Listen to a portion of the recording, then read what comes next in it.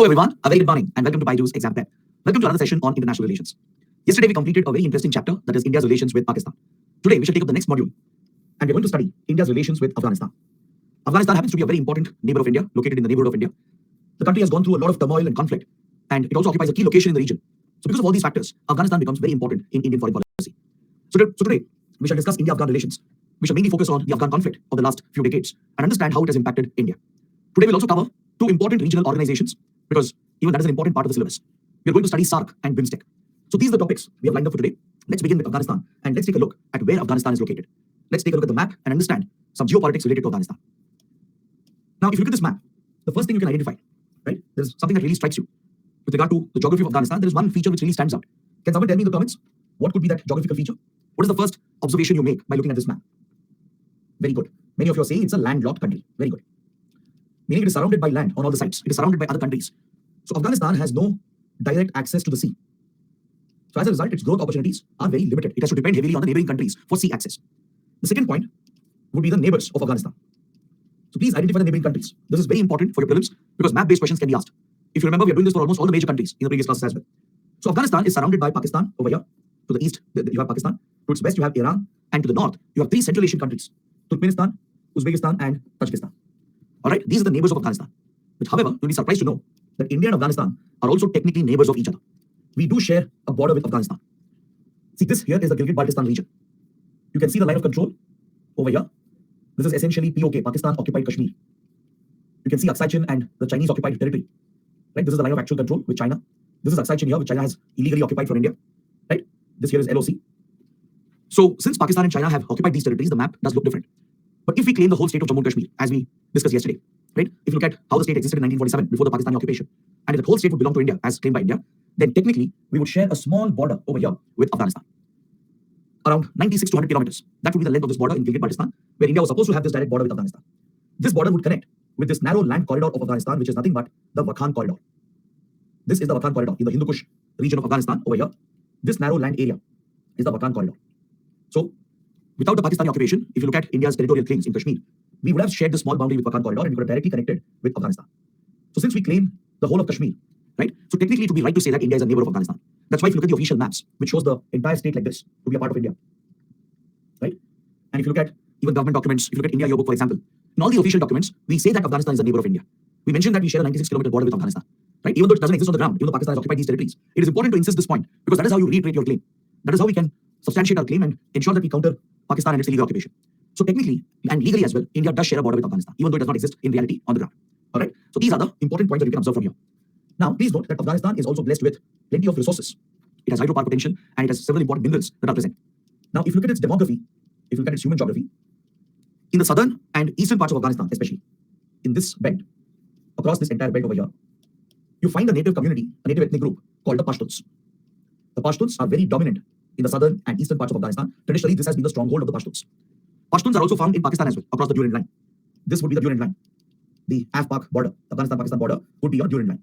So across the Durand line in Pakistan as well, you can find the Pashtun community. So the Pashtuns are a very dominant ethnic group. They are the most dominant ethnic group in Afghanistan, and they have been involved in several conflicts, rivalries since historical times.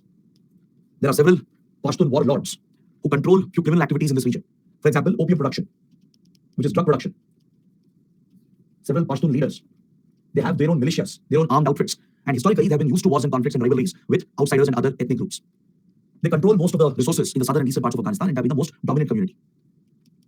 On the other hand, in the northern parts of Afghanistan, towards the Hindu Kush mountains, in this area, right, towards the northern parts of Afghanistan, you find various tribes, mostly Central Asian tribes, to inhabit this region, such as the Tajiks, the Uzbeks, Kazakhs, the Turks, and few other Central Asian tribes, and the tribes from and ethnic groups from across this region. They are found here in the northern parts of Afghanistan. And there has been a historical rivalry between the Pashtuns of the south and the various tribes of the north. Is that clear? Please understand this. Inside Afghanistan, there is a divide between the north and the south. Various collective tribes in the north, right? They do have a rivalry, a historical rivalry with the Pashtuns from the south. Now, this is relevant in today's geopolitics. I'll explain that later. I'll come to that point later. So if you're able to understand these basic geographical aspects of Afghanistan, it will become much more easier for me to explain the next part of my discussion. All right? Now, so based on this, let's start talking about the geopolitics of Afghanistan and let's look at the history as well. Because as we know, international relations is all about geography, history, right, and the development surrounding it. Afghanistan has become infamous as the graveyard of empires.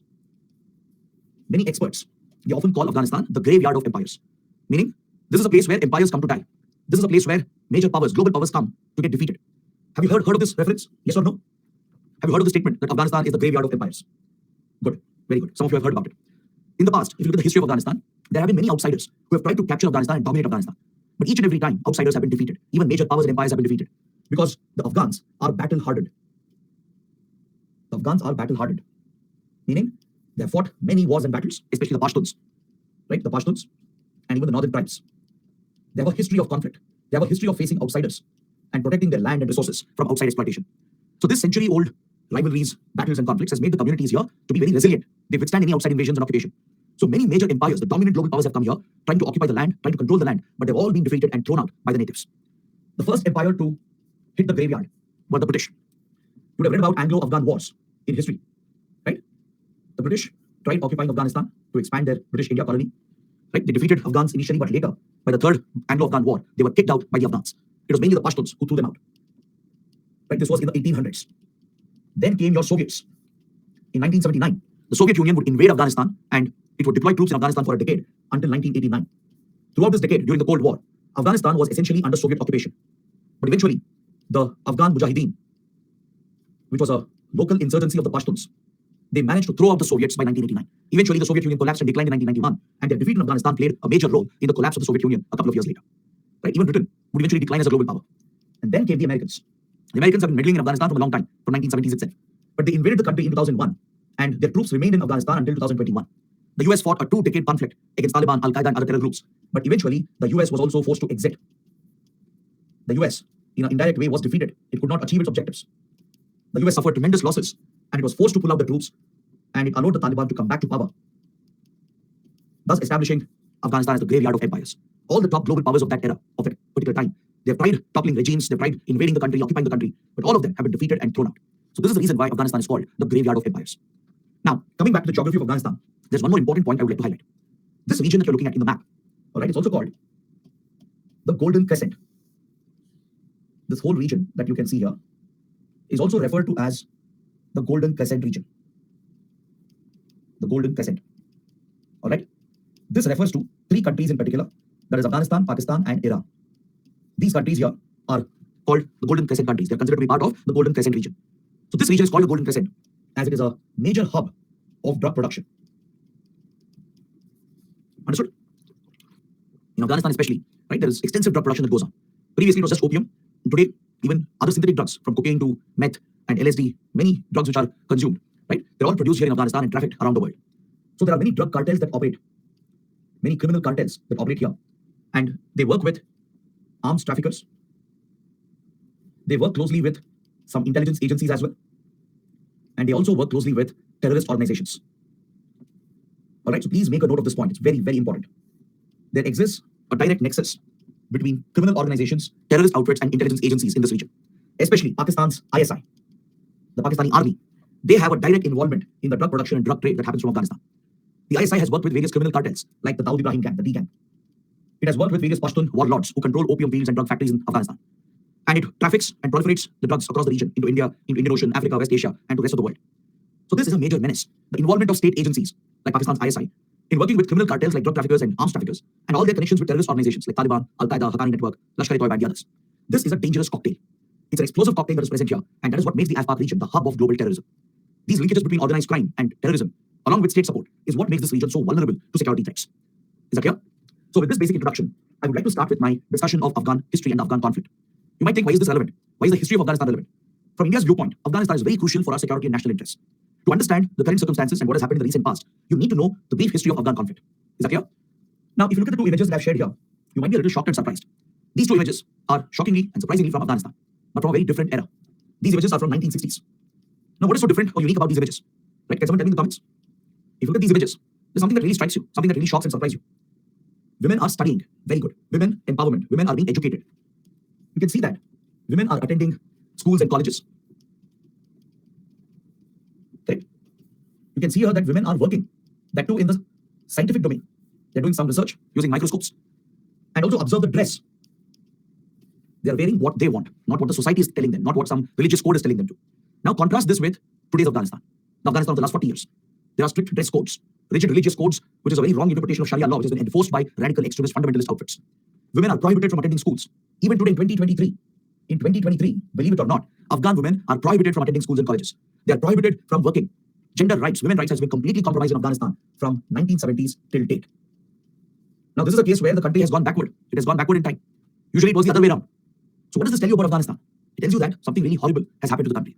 There was a point where from 1950s to 1970s, Afghanistan was actually a more modern, progressive country. Right? More open, liberal values were being adopted. Women's rights were being promoted. Social reforms were being carried out. Women were being allowed to study and work. They had almost equal rights.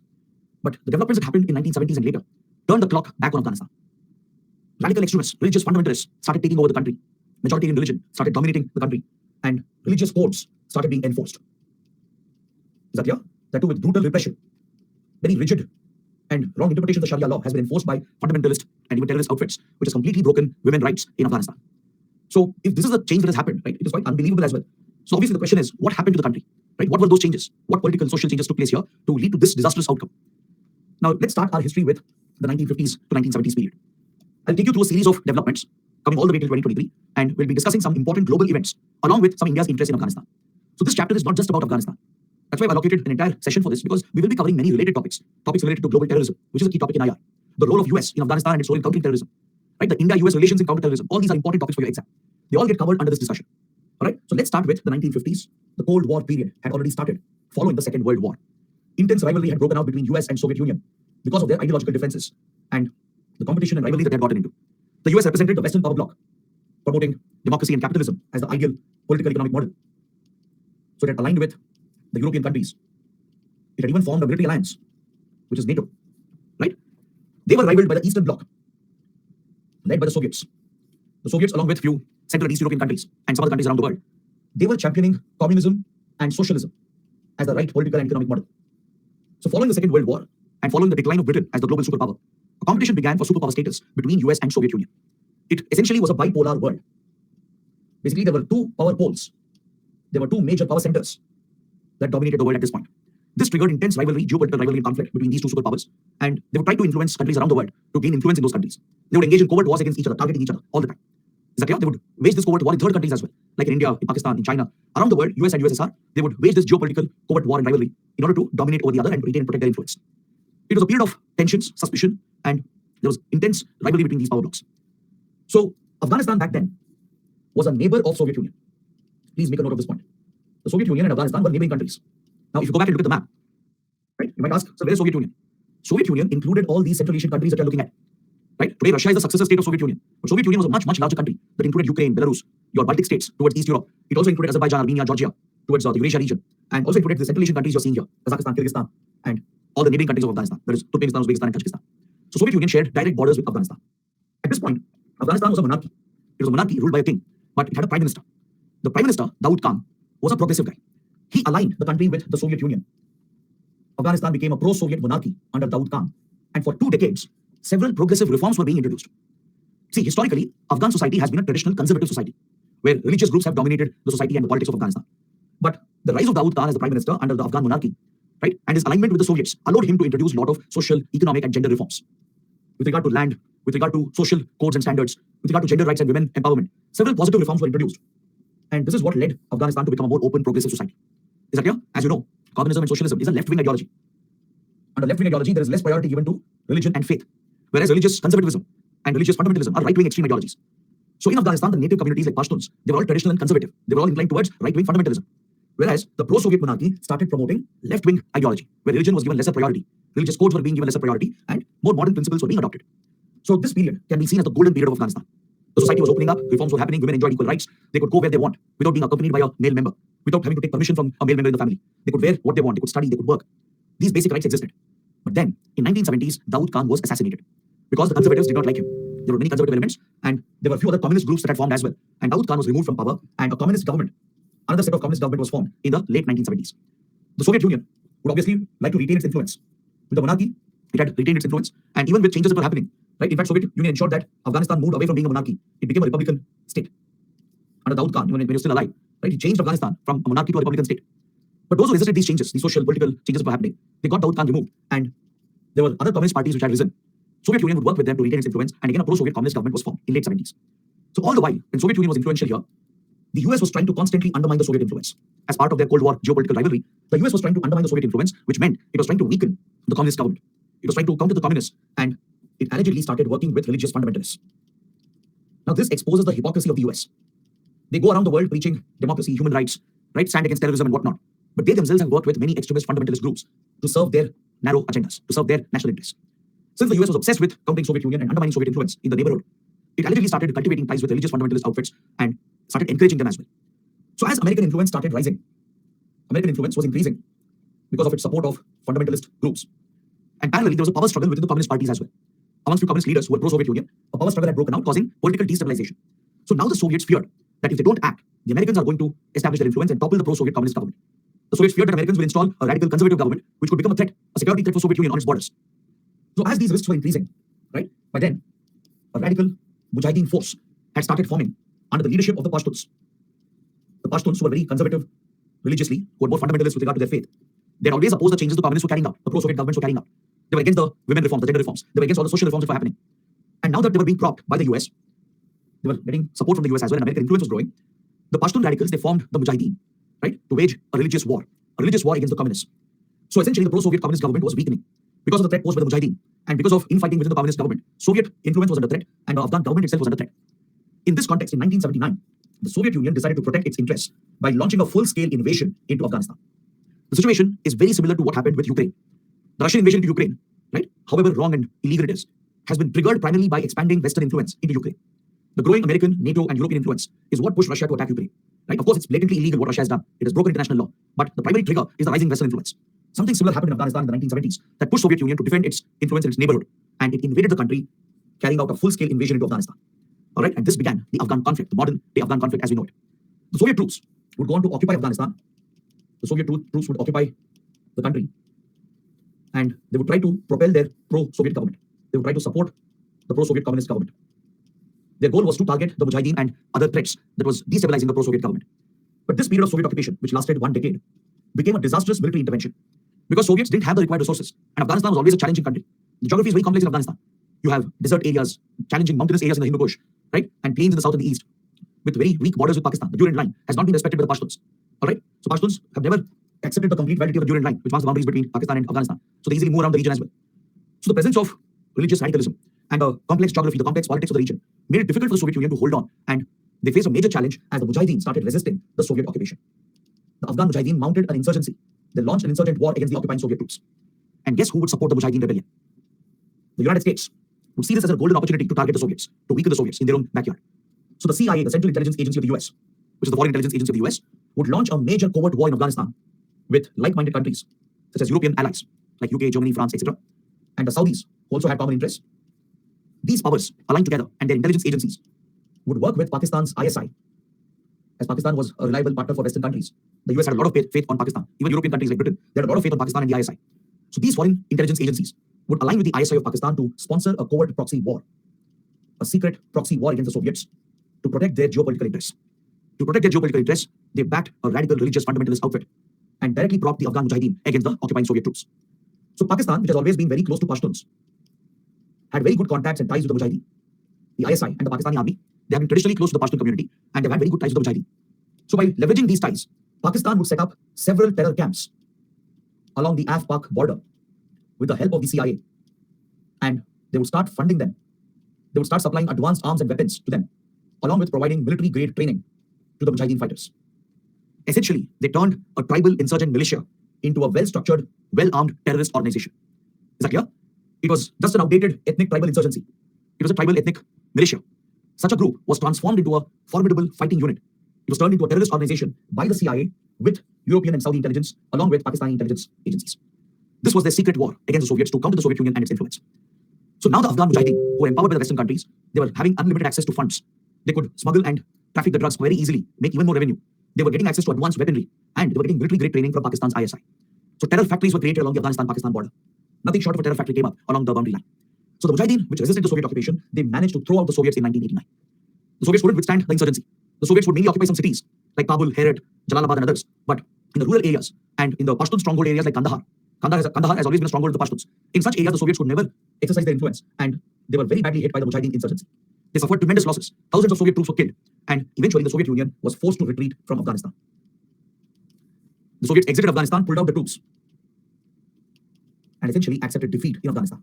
Another empire had been crushed to the graveyard, right? So now, it was this American-Pakistani covert war which had helped the Afghan Mujahideen to defeat the Soviets and to push the Soviets out, right? So following this, the Americans conveniently ignored the Mujahideen. They didn't care about what will happen in Afghanistan. Their agenda, their objective had been achieved, and within a couple of years, the world itself transformed. Cold War came to an end. The Iron Curtain in Europe was lifted. Across Central and Eastern Europe, communist countries, they all collapsed and they transformed into democracies. Eventually, the Soviet Union itself would disintegrate and collapse, giving rise to all the new countries. Right? Germany had unified by 1989.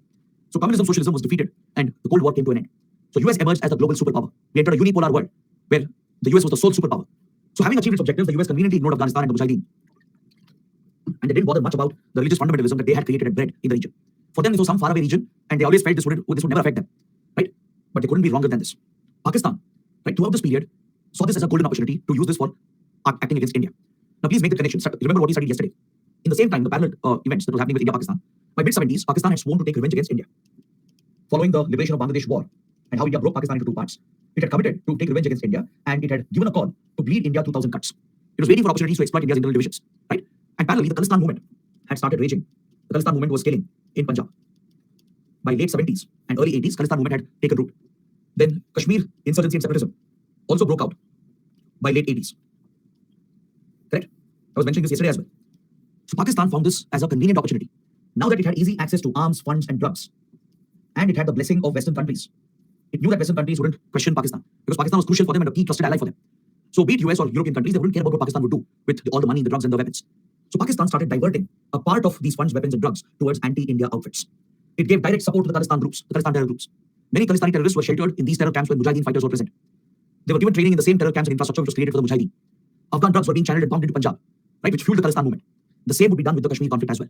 The Kashmir separatist insurgent terrorist movement that broke out in 1987 was directly linked with the Afghan events. Pakistan would bring Mujahideen fighters from Afghanistan and push the Mujahideen fighters into Kashmir to bring a religious angle to the Kashmir conflict. Right? Because by 1988-89, Afghan Mujahideen were relatively free. The Soviets had almost been defeated. So the ISI brought Afghan Mujahideen fighters into Kashmir to bring a more radical and more extremist insurgent war into Kashmir. So this was Pakistan's direct role in linking the Afghan conflict with the internal conflicts of India. Right? So this is where India started getting deeply concerned about the events in Afghanistan. The Americans, they retreated as well after the Soviets withdrew. They paid very little minimal attention going forward. They basically gave Pakistan a free hand. Pakistan would basically dominate Afghanistan from here onwards. So for Pakistan, Afghanistan became its strategic depth. Afghanistan has been treated as the strategic depth of Pakistan, meaning it gives an added strategic advantage to Pakistan against India.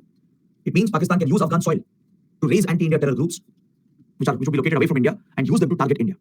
All right. So Pakistan saw Afghanistan as a strategic depth, where it could hide and nurture these terrorist outfits on Afghan soil along the Durand line, and use them to launch covert proxy wars against India. So the risk for India escalated very quickly in the 80s. We would show the links to the US and European countries. We would provide evidence to them, but these governments wouldn't care about it, as they were hostile to India. Right? India was aligned with Soviet Union throughout this period. Later, we aligned with Russia. Right? So the Western countries largely saw India as a Soviet ally. We were on the opposite side of the Cold War. So because of the hostility and suspicion between India and the Western countries, the US and Britain, they wouldn't support India in any way. They wouldn't care about the Khalistan movement or the Kashmir conflict, even though they knew what Pakistan was doing.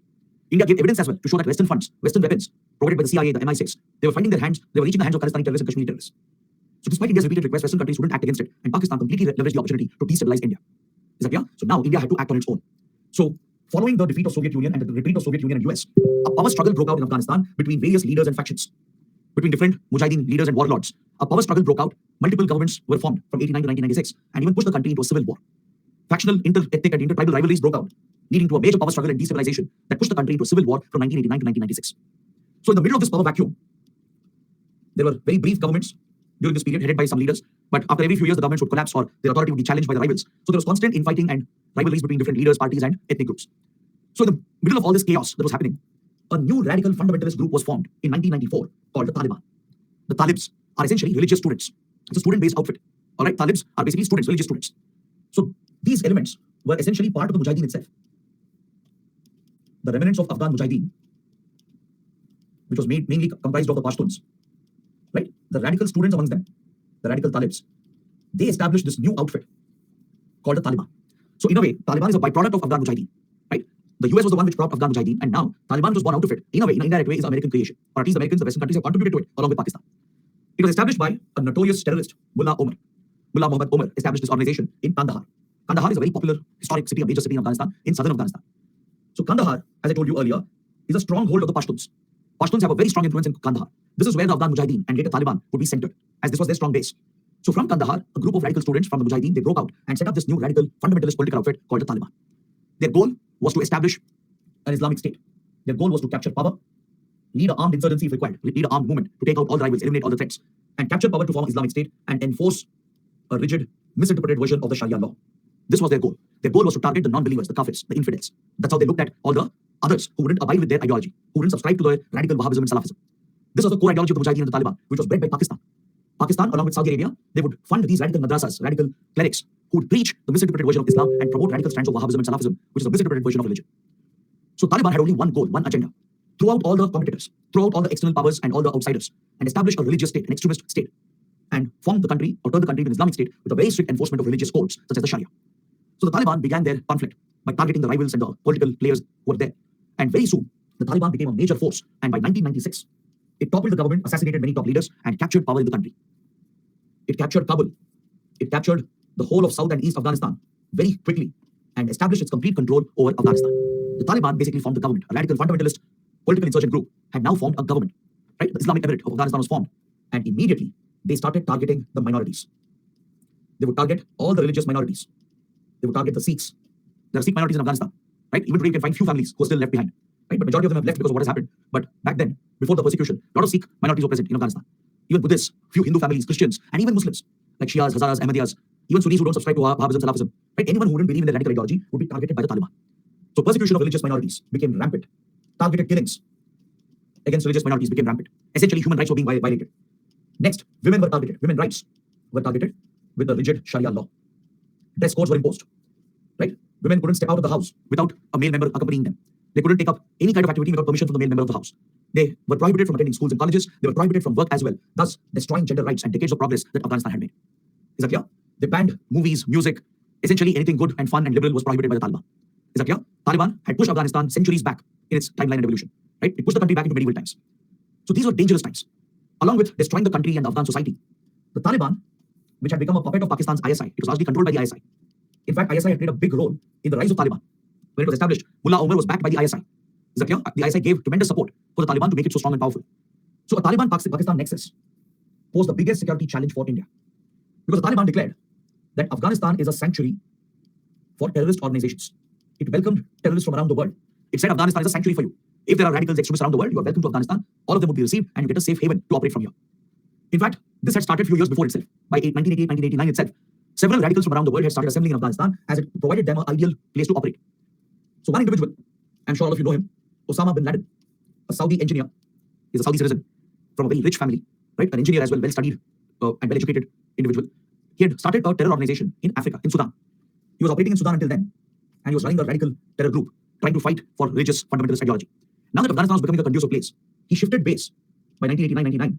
He shifted base to Afghanistan and formed a new terror organization called the Al-Qaeda. Al-Qaeda had been born in Afghanistan. Now, under the Taliban, groups like Al-Qaeda, they got complete shelter and support. A free hand, a free reign was given to these terrorist organizations under the Taliban rule, and Pakistan's ISI would work closely with all these terrorist outfits. Pakistan's ISI, the Pakistani army, at the highest level, would share good relations with Taliban, Al-Qaeda, and other terrorist organizations that were taking root in Afghanistan. Right? This was a very dangerous period. Pakistan was basically using the Taliban and Al-Qaeda to create a support base for anti-India terrorist organizations. That was the agenda of Pakistan, to bleed India to 1,000 cuts. It had nurtured multiple organizations. So Lashkar-e-Toiba, later Jaish-e-Mohammed, Hizbul Mujahideen, Harkat al-Mujahideen, and many others, they would all be connected with the Taliban and Al-Qaeda by Pakistan. Pakistan would form this connection. It would bring these entities together, share the terror infrastructure, and create a fertile ground along the Af-Pak border where these anti-India terror groups could freely operate, could easily raise funds and weapons, train, and then launch terror attacks against India. Right? So given these developments, India cut off relations with the Taliban. As soon as Taliban came to power, we declared Taliban as a terrorist organization. See, technically speaking, Taliban is actually a radical, insurgent political outfit. All right? But given the mindless violence it has committed, it can be classified as a terrorist group. So according to India, Taliban was a terrorist organization. We broke all ties with the Taliban because we knew that Taliban was working at the behest of Pakistan's ISI. India realized that Taliban would shelter anti-India terror groups on behalf of Pakistan. So we broke all ties with the Taliban and we shut our embassy as well. We shut down our embassy. We pulled out our diplomats. The Taliban, in a way, cut off ties with India as well and threw out the Indian diplomats and shut down the Indian embassy. So we had no diplomatic relations in 1996 with Afghanistan. So following this, to protect our interests, India had to do something. Given the security threats for India, it was extremely crucial for India to take immediate action. So India aligned with like-minded countries such as Iran and Russia and launched a secret war in Afghanistan. A covert war was launched. India's RAW, Research and Analysis Wing, would align with Iranian intelligence and Russian intelligence agencies because for all of them, Taliban was a threat. Obviously, Iran saw Taliban as a threat because Iran is a Shia power. a Shia country led by radical Shia clerics, whereas Taliban is a radical Sunni outfit. So the sectarian divide in Islam was seen as a major issue by Iran. It felt threatened by the rise of a radical Sunni group in a neighboring country. So Iran was suspicious about the Taliban. Russia obviously hated the Taliban as it was a byproduct of Afghan Mujahideen. It was the Mujahideen which had defeated the Soviet troops, right? Russia feared that Taliban which was breeding terrorism, radicalism here, that would spread towards Central Asia, and then it would affect Russia and Russian influence in Central Asia. So Russia was deeply concerned. First of all, it hated the Taliban as it was part of the Mujahideen, and it was concerned about the spread of radicalism and terrorism that could affect Central Asia, which would in turn affect Russian influence and Russian interests. So the three countries came together and launched a secret war against the Taliban by sponsoring the Northern Alliance. We aligned with the Northern Tribes. Is that clear? The coalition of the Northern Tribes was called the Northern Alliance and was led by a legendary leader, Ahmad Shah Massoud. He's also referred to as the Lion of Panjshir Valley. The Panjshir Valley in Afghanistan, in northern Afghanistan, in the Hindu Kush, is a very complicated terrain. The Panjshir Valley is surrounded by high mountains on all the sides, and there's only one opening into it, one entrance to it. So those who control Panjshir Valley have a stronghold because outsiders cannot easily attack. As there's only one opening, right? Those who are in the valley can easily defend, and it becomes a stronghold. And this is where Ahmad Shah Massoud, the leader of the Northern Alliance, had established his base. Given his dominating role and influence in northern Afghanistan, he was called the Lion of Panjshir Valley. And India's RAW would build very close ties with Ahmad Shah Massoud. Ahmad Shah Massoud became our asset in Afghanistan who would lead a rebellion against the Taliban rule with the backing of Iranian and Russian intelligence. Russia would allow India to access Soviet-era military bases in Central Asia. Even after Soviet Union disintegrated and collapsed, Russia was still very influential in Central Asian countries. So in Tajikistan and Uzbekistan, there were a few military bases of Soviet era, like the Farkor Air Base, and the Aini Air Base, and few other facilities. Such military facilities existed in these Central Asian countries, which was of Soviet origin. So the Russians would give India access to these facilities. Essentially, it became an outpost of RAW. In a way, in an indirect, secret way, it became a foreign military base of India. Right? India wouldn't acknowledge this part of the covert war. Even today, we never speak about this or we never acknowledge this. But essentially, Farkor Air Base and Aini Air Base became one of our first foreign military bases. Right? In a way, it was our staging ground. India's RAW would establish a major presence here with Iranian and Russian intelligence and start providing funds, weapons, and any other support, including medical support, to the Northern Alliance. The Northern Tribes, which was a coalition of Tajiks, Uzbeks, Kazakhs, and other Central Asian tribes and ethnic groups, they were directly funded by India, Iran, and Russia together to set them up as a resistance force against the Taliban. This was a secret war where Pakistan was backing Taliban, right? And India, Iran, Russia were backing the Northern Alliance. All right? This secret war went on for a few years, from 1996 to 2001. That's how India tried to protect its interests. Understood? Ahmad Shah Massoud was very good to India, very close to India. RAW had very good relations with Ahmad Shah Massoud. But parallelly, the rise of Al-Qaeda under Osama bin Laden started becoming a global concern and a global threat. By early 90s itself, Al-Qaeda had formed a strong presence and it had declared a war against Western countries. Osama bin Laden had declared a war against Western countries in particular, US and European countries, because he blamed them and held them responsible for all the problems in the Muslim world, from Palestine to North Africa to West Asia. All the conflicts, civil wars, everything, right, was a result of Western interference, according to Osama bin Laden. So his core ideology was that Western countries are to be blamed for suffering of Muslims around the world in conflict zones. All these conflicts were Western creations in a way. So he declared war against Western countries, a religious war, and he would lead Al-Qaeda to launch major terror attacks against Western countries. In early 90s, in 1993, Al-Qaeda executed one of its first major attacks against the World Trade Center in New York. Yes, even before the actual 9/11 attacks against World Trade Center, 1 decade earlier, Al-Qaeda had already planned and executed one attack. This was in 1993. A vehicle containing explosives had been driven into World Trade Center, the very iconic towers of New York, representing American capitalism, right? And this truck, which was loaded with explosives, it exploded in the basement, causing significant damage, but fortunately it didn't turn into a major disaster. A few people were killed and injured, but the structure was not damaged and it wasn't a major incident as such, right? It was only a partially successful attack. But this was just the beginning. By now, the CIA was paying attention to Osama bin Laden and Al-Qaeda. They were tracking him, keeping him under surveillance. They realized that Al-Qaeda is a threat, a major threat. By 1999, Al-Qaeda had scaled up its attacks. By 1998, 1999, its presence and influence had grown as terrorists from around the world were assembling in Afghanistan. Radicals from Southeast Asia, from Philippines, Indonesia, from South Asia like Pakistan and Bangladesh, even Sri Lanka and other parts of the world, from Africa, from West Asian countries, all these radical elements, they would go to Afghanistan to fight for Al-Qaeda, as they believed in the ideology of Al-Qaeda. So in 1998, 1999, there were major attacks carried out against American targets. Al-Qaeda quickly increased its presence and influence in East Africa. Its presence grew across the Arabian Peninsula and also in North Africa and East Africa. So from Afghanistan, the Al-Qaeda leadership, right, with the backing of Taliban, they spread their ideology and influence across West Asia and Africa. So the Arabian Peninsula, from Yemen to Iraq, then across Northern Africa and Eastern Africa, Al-Qaeda's presence was growing and it was getting a lot of local support in these places. So in East Africa, especially in Kenya and in Tanzania, Al-Qaeda grew its presence and it planned and executed one of the biggest terror attacks where the American embassies were bombed in 1998. The US Embassy in Nairobi in Kenya and the US Embassy at Dar es Salaam in Tanzania, both were targeted in simultaneous attacks. This was a massive attack on an American target. Hundreds and hundreds of people were killed, including several American diplomats and American officials deployed in Kenya and in Tanzania. This was one of the biggest attacks on American targets ever. This was followed by an Al-Qaeda attack on a US naval ship in Arabian Sea, near the coast of Yemen, where Al-Qaeda established a presence. They planned and executed an attack against an American naval ship, which was present along the coastline of Yemen. The USS Cole, this was the naval ship, the USS Cole, was targeted by Al-Qaeda and they blew up the ship, killing several American soldiers. So clearly, Al-Qaeda was rising in its influence and in its ability to carry out large, sophisticated attacks. But then came the mother of all attacks, the biggest ever terror attack that the world has ever witnessed. Right? Al-Qaeda set a very ambitious goal for itself to carry out a major strike on American soil.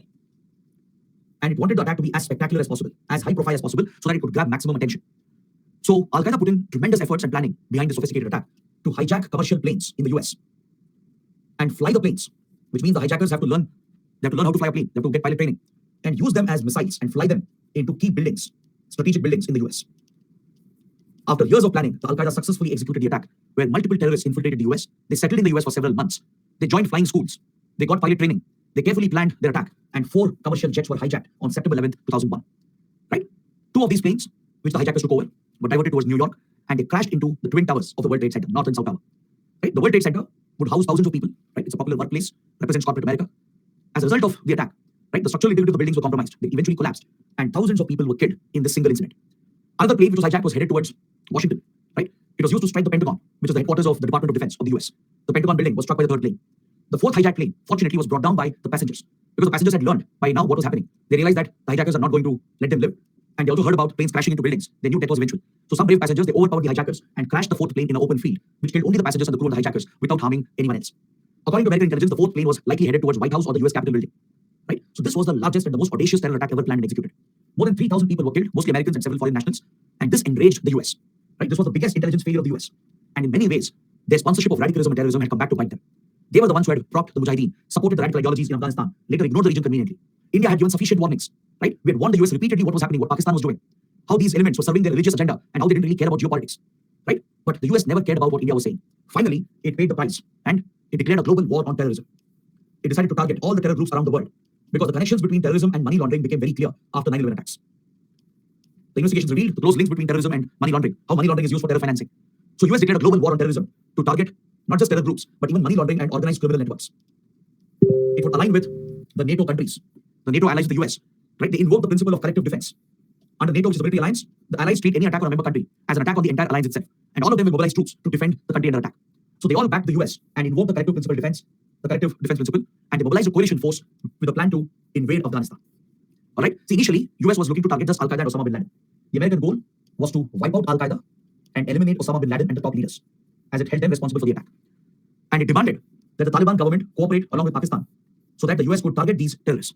The US placed a clear condition in front of Pakistan and Afghanistan. It ordered both the governments, not requested them, not directed them, it ordered them. It ordered them to cooperate, or else both will perish. Both will be targeted by the American wrath. Right? That was the angle in America at that time. Very similar to what Israel is facing right now. So the US ordered Taliban to cooperate in hunting Al-Qaeda and Osama bin Laden. It ordered Pakistan as well to work with US, provide intelligence and support needed to target Al-Qaeda. Pakistan had no choice. It had to agree, it was forced to agree, but Taliban refused. As it saw Al-Qaeda as a brotherly organization, it refused to cooperate and shielded Al-Qaeda and Osama bin Laden. So as a result, the US declared war on Afghanistan itself, and it got approval from UN Security Council for a full-fledged invasion of Afghanistan. The UNSC approved the NATO invasion, and a NATO coalition force called ISAF, International Security Assistance Force, would invade the country to target Taliban and Al-Qaeda. Is that clear? Then something interesting started happening. As India had predicted, Pakistan started showing its other face. It started playing a double game. It started two-timing the US, betraying the US. The Pakistanis always saw Taliban as an asset, Al-Qaeda as an asset. At any cost, Pakistan had to protect them before the invasion, right? So what Pakistan's ISI did was, before the Americans fully invaded the country, it carried out a strategic airlift from Kunduz. Kunduz is a place in Afghanistan, in eastern Afghanistan, near the Pakistani border. From Kunduz Air Base, Pakistani Air Force along with the ISI, they ran multiple flights, secret flights, and they secretly took away all the Taliban leaders and several top terrorists. And it's also believed that Osama bin Laden was also taken away to be safely secured in Pakistan. On one hand, they were acting as American allies, as Western allies, sharing intelligence with them, helping them target terrorists. But in reality, this is what Pakistan was doing. It was protecting its most important asset, that is the terrorists in this region. It evacuated all the Taliban leaders, including Mullah Omar, including Haqqani, who is the leader of Haqqani network. Right? Many top terrorists, including Osama bin Laden, were all evacuated, and it was most likely done through Kunduz airlift, where multiple planes flew out. Pakistani Air Force ran these flights, and secretly, several terrorists were taken away from Afghanistan and protected safely in Pakistan. And guess who monitored this entire operation? India's RAW, which had a formidable intelligence presence in Afghanistan, thoroughly monitored this airlift and generated almost real-time intelligence regarding the ongoing airlift. Within a couple of days, hundreds and hundreds of terrorists were taken out into Pakistan. India monitored this operation of Pakistan, and we shared this intelligence with the US. We told them what Pakistan was doing. Right? Prior to this, the US also had reached out to India finally. In fact, 9/11 attacks was a turning point. The US realized it needed more reliable partners to counter terrorism. The US couldn't trust Pakistan entirely. Right? There was a trust deficit with Pakistan, even though they were working together. It was a love-hate relationship between them. So the Americans needed a better partner with regard to counterterrorism. So finally, the US kept aside its suspicion of India, its hostility with India, and sought a more closer, strategic, friendly relationship with India. As like-minded democracies with common concerns about terrorism, they came together in the field of intelligence sharing, and they started collaborating. They started working together. The Americans, they relied on Indian help. They sought India's assistance, as India had a good intelligence network in Pakistan and Afghanistan. So we informed the US and the Western countries about the Kunduz airlift. Right? Now, even before 9/11 attacks, something else had happened. Just a couple of days before the attack, on 9th September, India's biggest asset, Ahmed Shah Massoud, had been assassinated by the Taliban. Taliban and Al-Qaeda, they killed Ahmad Shah Massoud just 1 or 2 days before the 9/11 attacks. So obviously, it was carried out with Pakistan's directions. Pakistan knew what was happening. It knew about the 9/11 attacks. It had connections with the 9/11 attackers. It wasn't that it was in the complete dark. Pakistan knew that there might be an American invasion, there might be an American attack. If it were to happen, they would rely on support from Northern Alliance. Because before the actual war started, before US invaded the country, a small group of American agents and soldiers were sent into Afghanistan secretly to create an opening into Afghanistan. These American soldiers, they entered from the northern side, from Central Asia. They took the help of northern tribes, the Northern Alliance, to enter Afghanistan and to start acting against Taliban. They would work with leaders like General Dostum and others. And Pakistan had predicted this, that US would need Northern Alliance support and India might provide that. India, Russia, Iran could work together with US and they could use Northern Alliance to gain entry into Afghanistan. So since Ahmad Shah Massoud was the leader, Pakistan and Taliban and Al-Qaeda, together they decided that he has to be eliminated. So just before the 9/11 attacks, Ahmad Shah Massoud was killed. He was assassinated by terrorists linked with Taliban and Al-Qaeda. They came as journalists. They were disguised as journalists. They deceived Ahmad Shah Massoud and blew up a bomb, killing Ahmad Shah Massoud. He was brutally injured, and according to several reports, he did survive the bombing initially, but injuries were very serious. And he was brought to Farko Air Base, where India ran a medical facility. India's RAW was running a medical facility. So he was treated at RAW's medical facility in Central Asia, but he wouldn't make it. He would eventually lose his life. And thus, India lost a critical asset in Afghanistan. But eventually, the US did rely on Northern Alliance, which was cultivated by India, Russia, and Iran. They took the help of General Dostum and other leaders to initially start planning their operations against the Taliban. All right. Now that India and US realized what Pakistan was doing, how it was airlifting terrorists out, the US-led invasion was already a wasteful exercise in a way, even before it began. But now it set its focus on toppling the Taliban government. Even though the top leaders were taken out, it wanted to topple the government and it wanted to target these terror leaders at least. Its main target was Osama bin Laden. So within a few weeks, US carried out this major invasion with NATO forces and threw out the Taliban government. Taliban was toppled and removed, and the US and the other countries, they established a civilian government. They provided for a transition, they established an interim government, and finally, elections were introduced. A constitution was drafted, elections were introduced, and by 2005, a strong civilian elected government was formed under President Hamid Karzai. Hamid Karzai is a good friend of India. He has grown up in India for most of his life. He has studied in India. He's one of the students of the Indian Military Academy. All right, so Hamid Karzai shares a very good bond with India. So someone with a close Indian connection became the president of Afghanistan. Right, he's a Pashtun, and he's received his part of education and military training in India. So under Hamid Karzai, a civilian government supported by Western countries was formed, and this was the opening India was looking for. So as soon as Afghanistan became an elected constitutional democracy, India immediately reached out to Hamid Karzai. We worked on the close bond we shared with him and established the relationship again. Finally, diplomatic ties were established, and India scaled up its relations with Afghanistan to counter the Pakistani influence. Is that clear? Even the Afghan government saw Pakistan as a threat.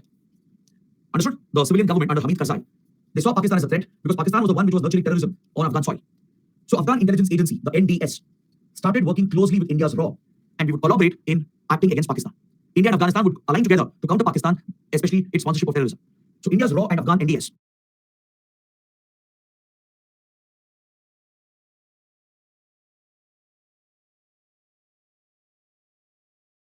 which was the new intelligence agency of the Afghan government, they both started working together in the region to counter terrorism, and India's diplomatic presence was quickly scaled up by the Indian government, right? Because it was extremely crucial to build our influence and counter Pakistan and to counter terrorism in the region. So India not only reopened its embassy in Kabul, but we also went on to scale up our diplomatic presence by opening multiple consulates. We opened 4 consulates at Herat, Mazar-e-Sharif, Jalalabad, and Kandahar. So in total, we had 5 missions in Afghanistan, 1 embassy in Kabul, and 4 major consulates in 4 cities of Afghanistan. So this was the golden period of India-Afghan relations, the best period of India-Afghan relations. We got very close to the civilian government. We committed to strengthen democracy, to support the elected civilian government in any possible way, to make it a strong government so that democracy could take root in the country, which could help counter radicalism and extremism, which was a threat to India as well. Right? So India promised to invest in the reconstruction of Afghanistan. We promised to mobilize funds and give all assistance to rebuild the country which had been destroyed by decades of war. So India started executing many important development projects.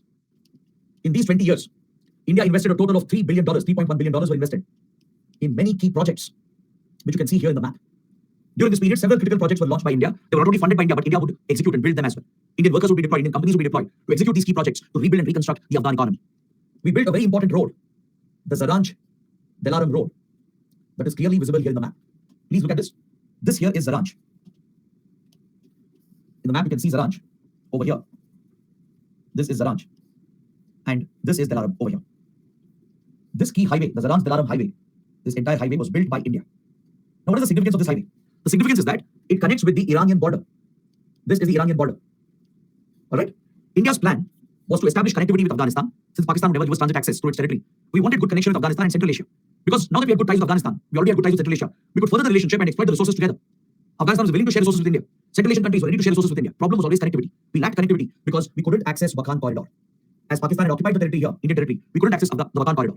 If we had access, we would have directly connected with Afghanistan and even Central Asia. So due to Pakistan, this was not possible, and Pakistan would never give transit access to India. Even if it would give transit access, it would not be a reliable route because of the constant tensions and presence of terrorism in Pakistan. So India came out with a new strategy to establish connectivity with Afghanistan and Central Asia, and for this we had to work with Iran.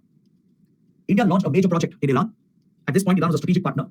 We built the Chabahar port, the strategic Chabahar port that you see here, facing Arabian Sea near the Hormuz Strait, the strategic Hormuz Strait in Persian Gulf. This important port was built by India. India would fund its construction, all right? And through the Chabahar port and to this road railway line over here, the Chabahar railway line and a parallel road that would link Chabahar with Zahedan. Zahedan is an Iranian town located over here on the border with Afghanistan. So our plan was to link these important places, connect Chabahar with Zahedan on the Iranian side and connect Zaranj with Dilaram on the Afghan side. So this would become one corridor for moving goods. And this further could be extended along the ring road, the Garland road, to connect with all major Afghan cities like Herat, Kandahar, Ghazni and Kabul.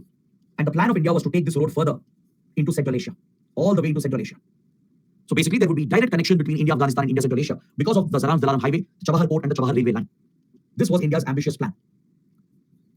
So India invested heavily in these key infrastructure projects. All right, Zaranj Dilaram road was built by India. Next, we also built the Salma hydropower dam to generate hydropower electricity and to provide water for irrigation and drinking. The Salma dam and hydro project was built by India.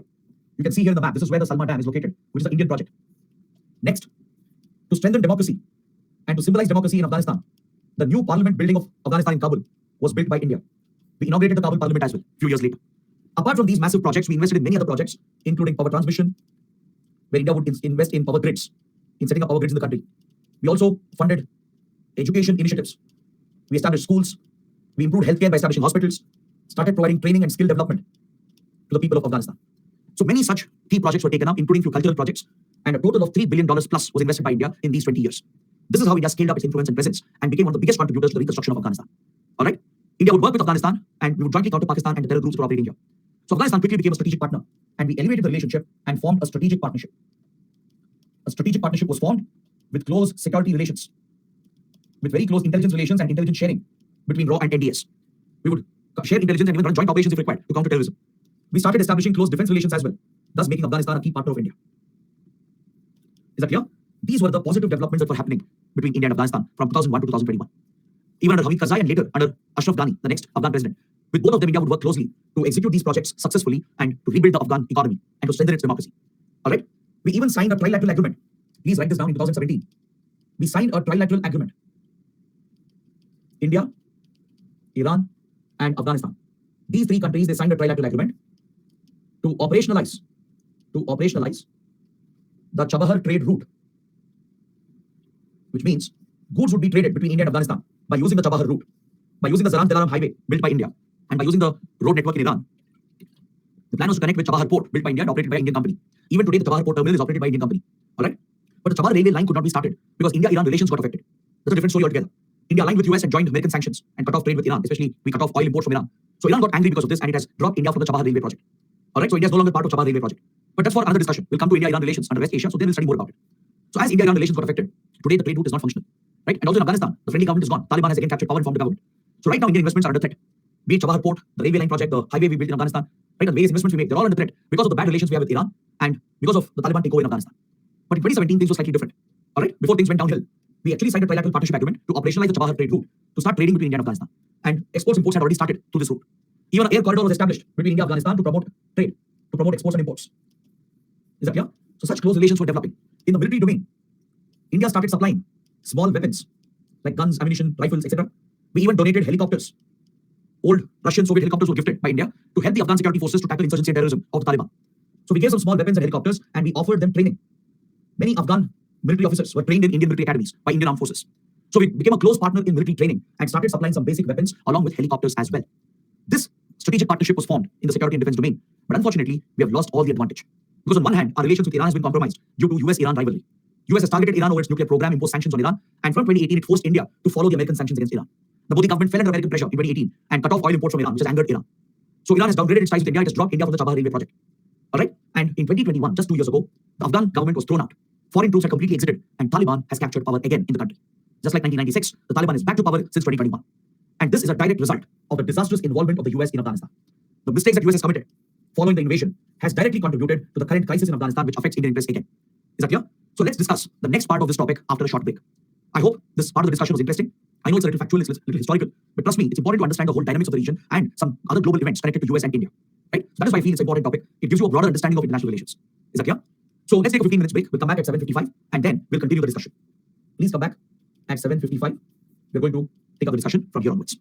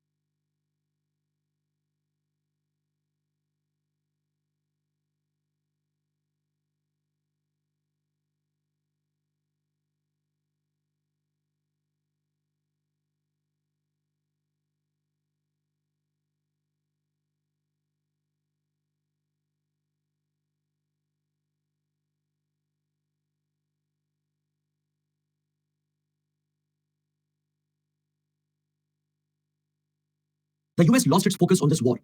It began the invasion with the focus of eliminating Al-Qaeda, targeting Taliban, essentially to eliminate terrorism from the region. But instead of doing that, the US got involved in unnecessary wars, such as the Iraq War in 2003.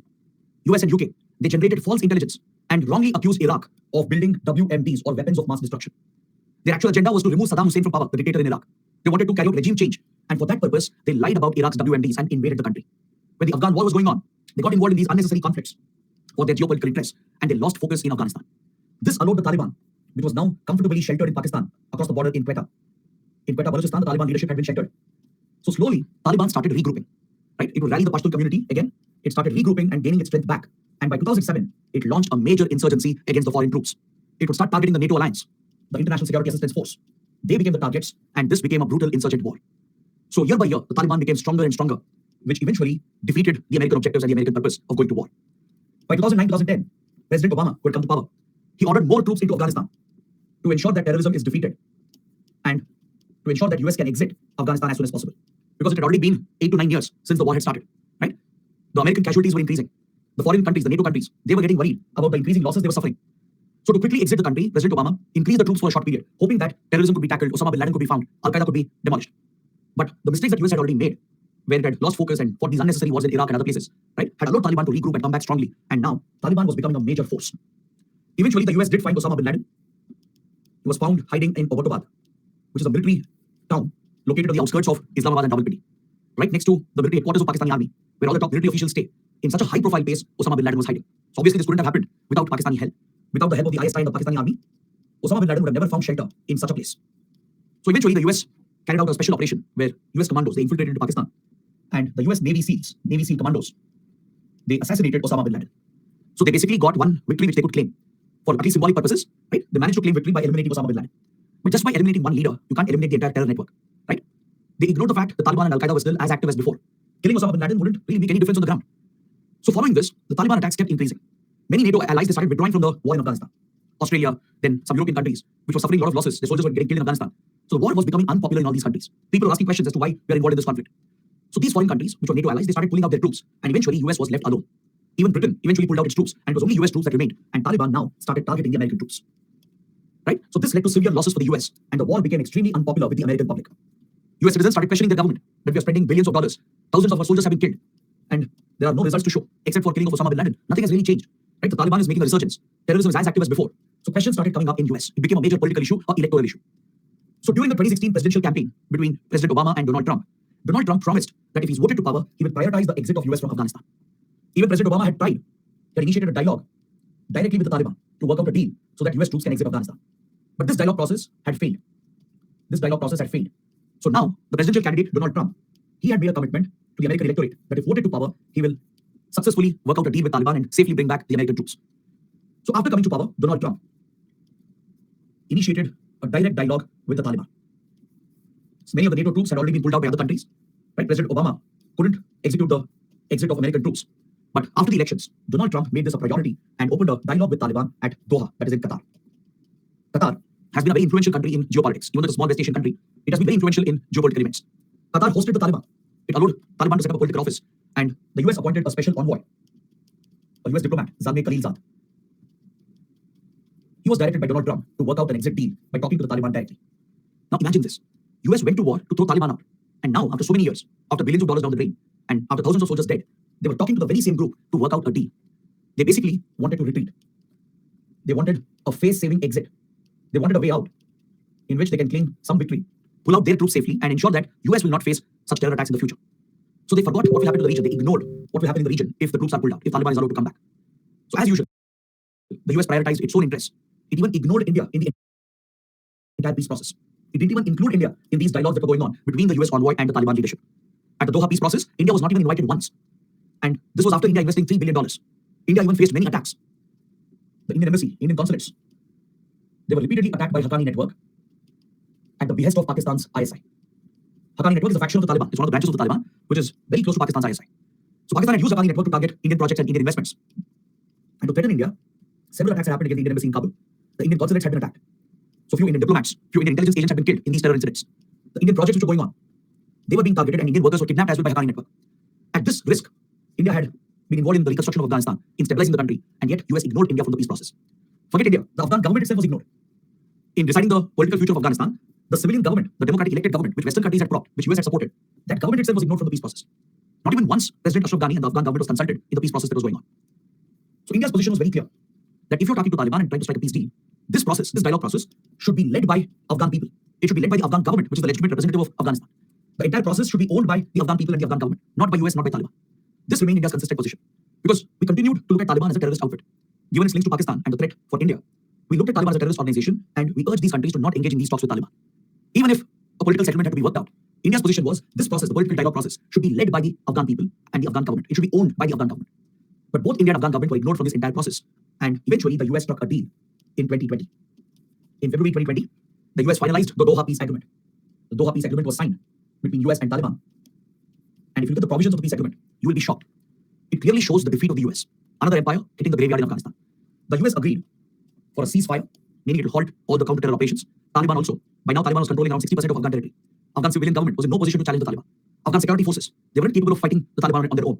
Right? They were heavily dependent on Western support, and also Afghan government and the Afghan forces that had been affected by rampant corruption under Ashraf Ghani. The Afghan government had become weak because it always relied on Western support. The Afghan defense forces, right? They had no ability, no resources to take on Taliban, which was better equipped than them. Plus, there was rapid corruption within the government. The security forces as well were suffering from corruption. So there was no way that Afghanistan could stand on its own. And at such a time, US agreed to a ceasefire and Taliban also agreed to maintain a ceasefire. Along with that, the US promised to exit. It gave a timeline. It gave a timeline and fixed a deadline as well, within which the American troops would fully exit Afghanistan. Now, India was against this because the presence of foreign troops in Afghanistan was a positive factor. It was keeping a check on terrorism.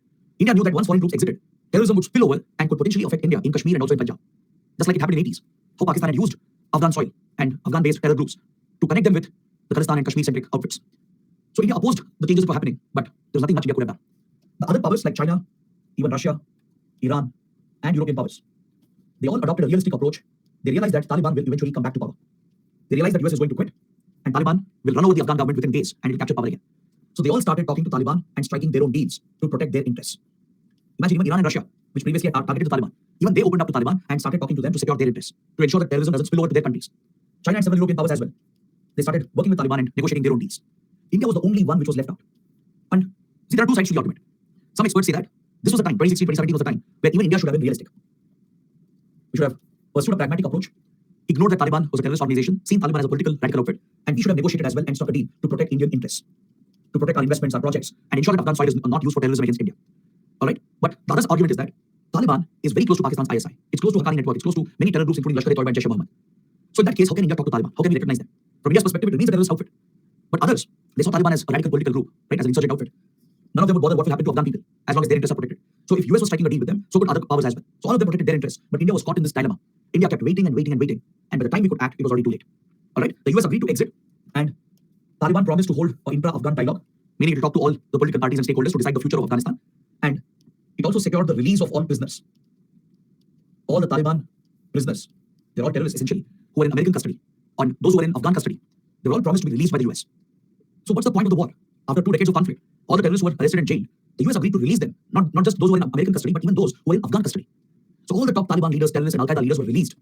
And in return, the US got only one commitment. In return for all these promises, that a ceasefire, exit of the troops within a deadline, and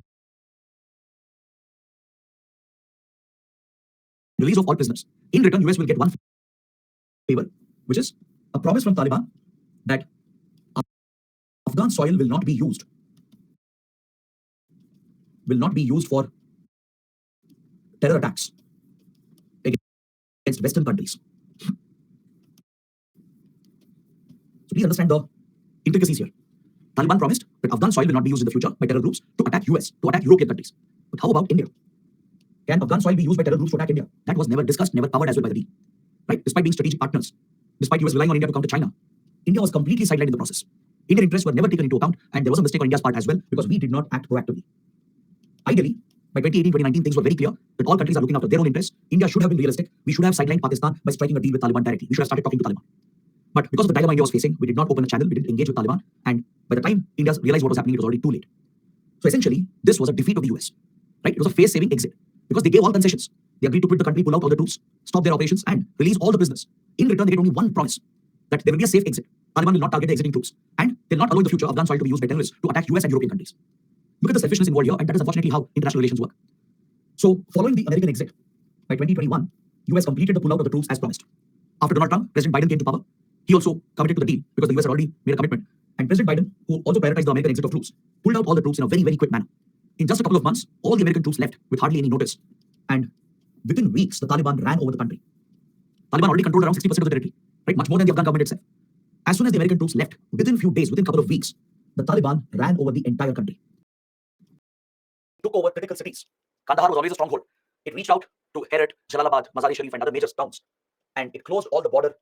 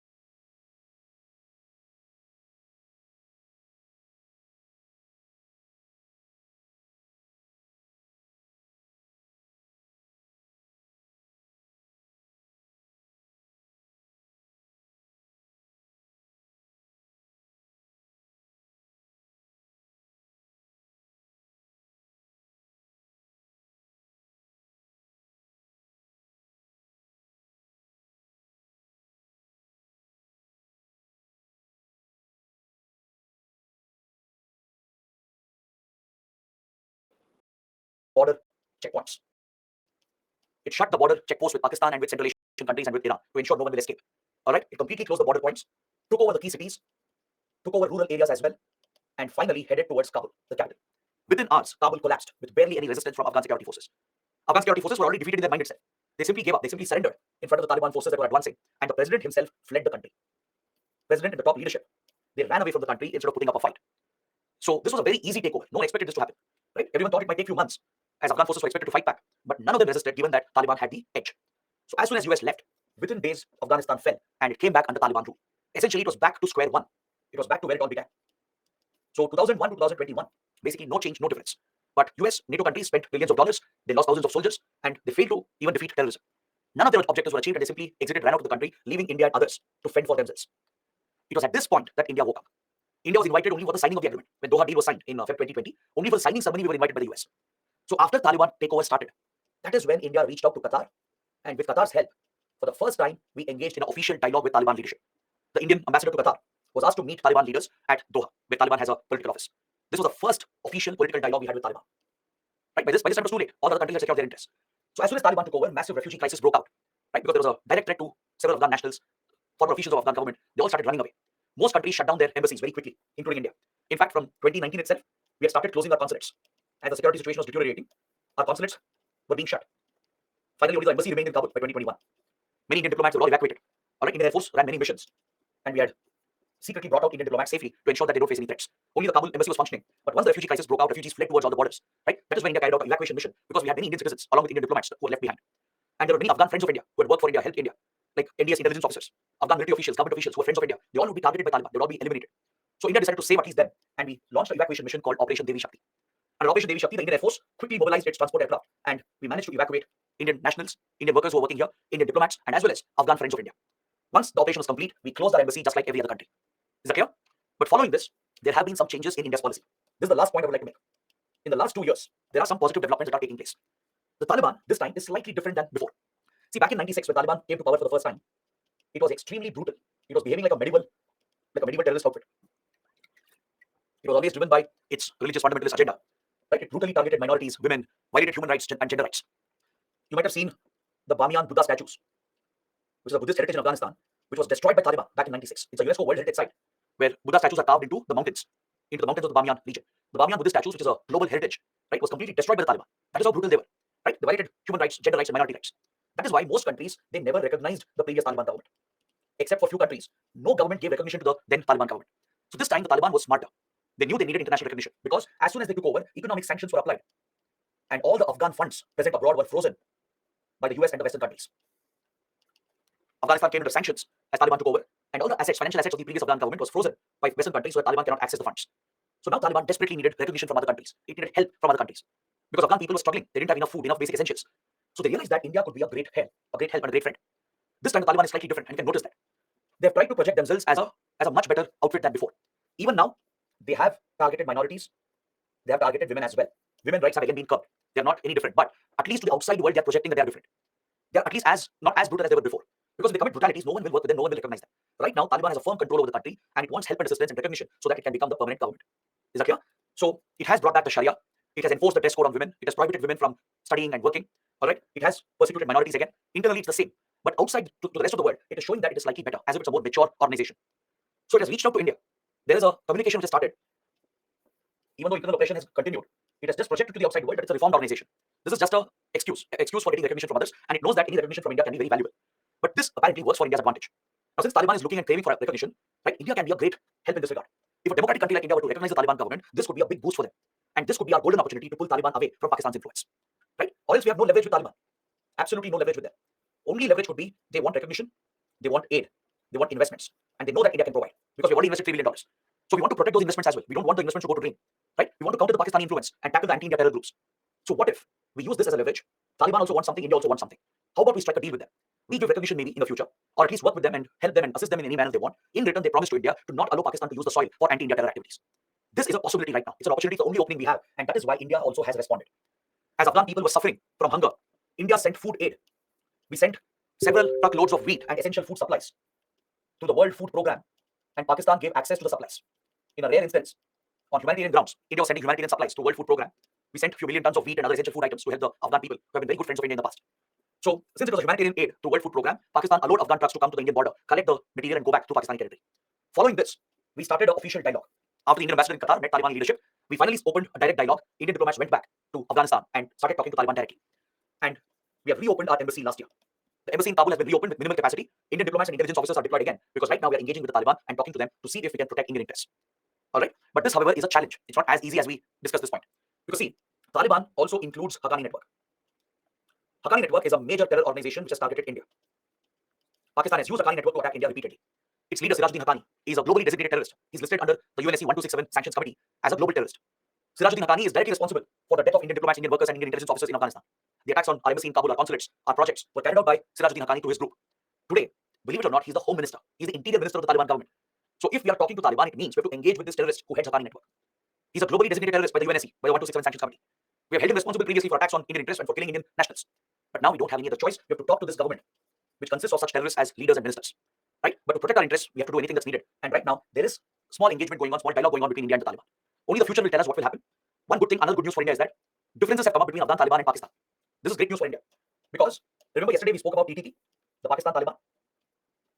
Pakistan has gotten into a mess of its own. Remember we spoke about the security threat to the Pakistani state. It's facing a grave security crisis because the Pakistani branch of Taliban, Tehreek-e-Taliban Pakistan, has started carrying out major attacks against Pakistan. Now this is a threat to the Pakistani army and the ISI. And Pakistan asked Afghan Taliban, which formed the government to put pressure on TTP to stop these attacks. Since Pakistan has always had influence on the Afghan Taliban, the Afghan branch of Taliban, after they came to power in 2021, it urged the Afghan Taliban government to put pressure on TTP because they are like brothers. They are shared organizations. They are connected to each other. They have the same ideology. TTP wants to throw Pakistani state out, just like Afghan Taliban threw out the Afghan government. Just like Afghan Taliban has formed the Islamic State and is enforcing Sharia, similarly, Pakistan Taliban wants to throw Pakistani state out and form Islamic State in Pakistan and enforce the Sharia. So this has scared the army and the ISI. TTP is quite formidable. It has the ability to mount major attacks. So Pakistan requested Afghan Taliban to help, and it mediated a ceasefire agreement. In 2021, Afghan Taliban government negotiated with TTP and the Pak government and worked out a ceasefire agreement. All right, but TTP has broken the ceasefire last year. In 2022, TTP rejected the ceasefire agreement, and it is operating along the border. It is operating right along the Af-Pak border, along Afghan territory itself, on Afghan soil, which is now controlled by Afghan Taliban, and it's carrying out major attacks against Pakistan. So Pakistan is furious right now. That's why it retaliated by conducting airstrikes, and it has even launched military operations in the border area to target TTP. So this military action of Pakistan has angered the Afghan Taliban. They're not happy that Pakistani Air Force is carrying out airstrikes on Afghan soil near the border. Right? Pakistani troops have entered Afghan territory as well to hunt TTP. And Afghan Taliban is not going to allow Pakistan to demolish TTP because they look at Pakistan Taliban as their brother organization. So this divide which has come up is a major challenge for Pakistan. And this potentially is good news for India because we can leverage this opportunity if we want. If things work out, we can leverage this opportunity. Right? So this is where things stand as of today. So let's see what happens in the future. It's too early to predict. Right? Things might go in India's favor. It might go against us as well. So it's a very dynamic development. You need to constantly track what is happening here. So current affairs, newspapers will be your best friend in this regard. So I would like to stop here. We've covered everything about India, Afghanistan, and the entire region. And you also understood our approach to counterterrorism and how US has approached counterterrorism. Right? You also saw how US-India relations changed after 9/11 attacks. Right? So this is where I would like to end. And I hope everything is clear. You guys have understood everything. Right? I've gone as slow as possible. I know it's a complex topic, so I try to break it down in a simple manner. So now let's move on to the last part of today's discussion. I'll take your questions at the end. I'll give you 5 to 10 minutes at the end where we discuss the questions and doubts. But let's take up the last 2 topics, very small topics. We can wrap it up and then move to the questions session.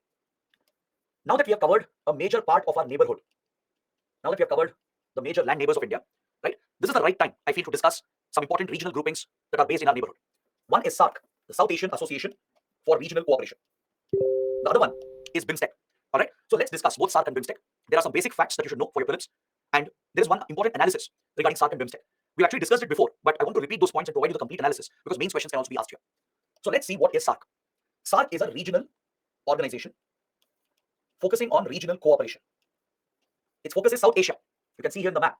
You can see the South Asian members of this grouping. And obviously the focus of these countries is to work together, to cooperate with each other, to help out each other and work together so the region can thrive, so that they can resolve their issues, improve trade, improve cultural relations, improve their political relations, and deal with the security and economic challenges of the region.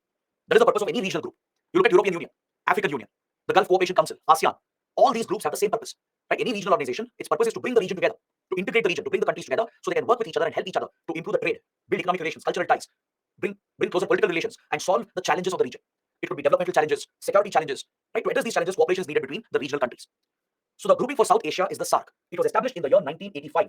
Please write down the points, very important. It was established in 1985 at Dhaka. Bangladesh hosted this meeting of the South Asian countries. Except for Afghanistan, all the other countries were present. India, Pakistan, Sri Lanka, Maldives, Nepal, Bhutan, and Bangladesh. These countries came together at Dhaka in 1985 with focus on promoting regional ties and regional cooperation, and they established the SAARC. This organization is headquartered at Kathmandu in Nepal. All right, it was established at the Dhaka meeting in 85, but the headquarters, the secretariat, is in Kathmandu in Nepal. In 2007, after Afghanistan got a elected civilian government, and after India and Afghanistan became close friends, we got Afghanistan as well into the group as the latest member. All right, so initially, when the group was established, Afghanistan was not a member because civil war was going on. Later, Taliban had taken over the country. So only these countries were members: Bangladesh, Bhutan, India, Maldives, Nepal, Pakistan, and Sri Lanka. In 2007, as India's ties with Afghanistan improved, India played a role in bringing Afghanistan into the group because we look at Afghanistan as a South Asian country.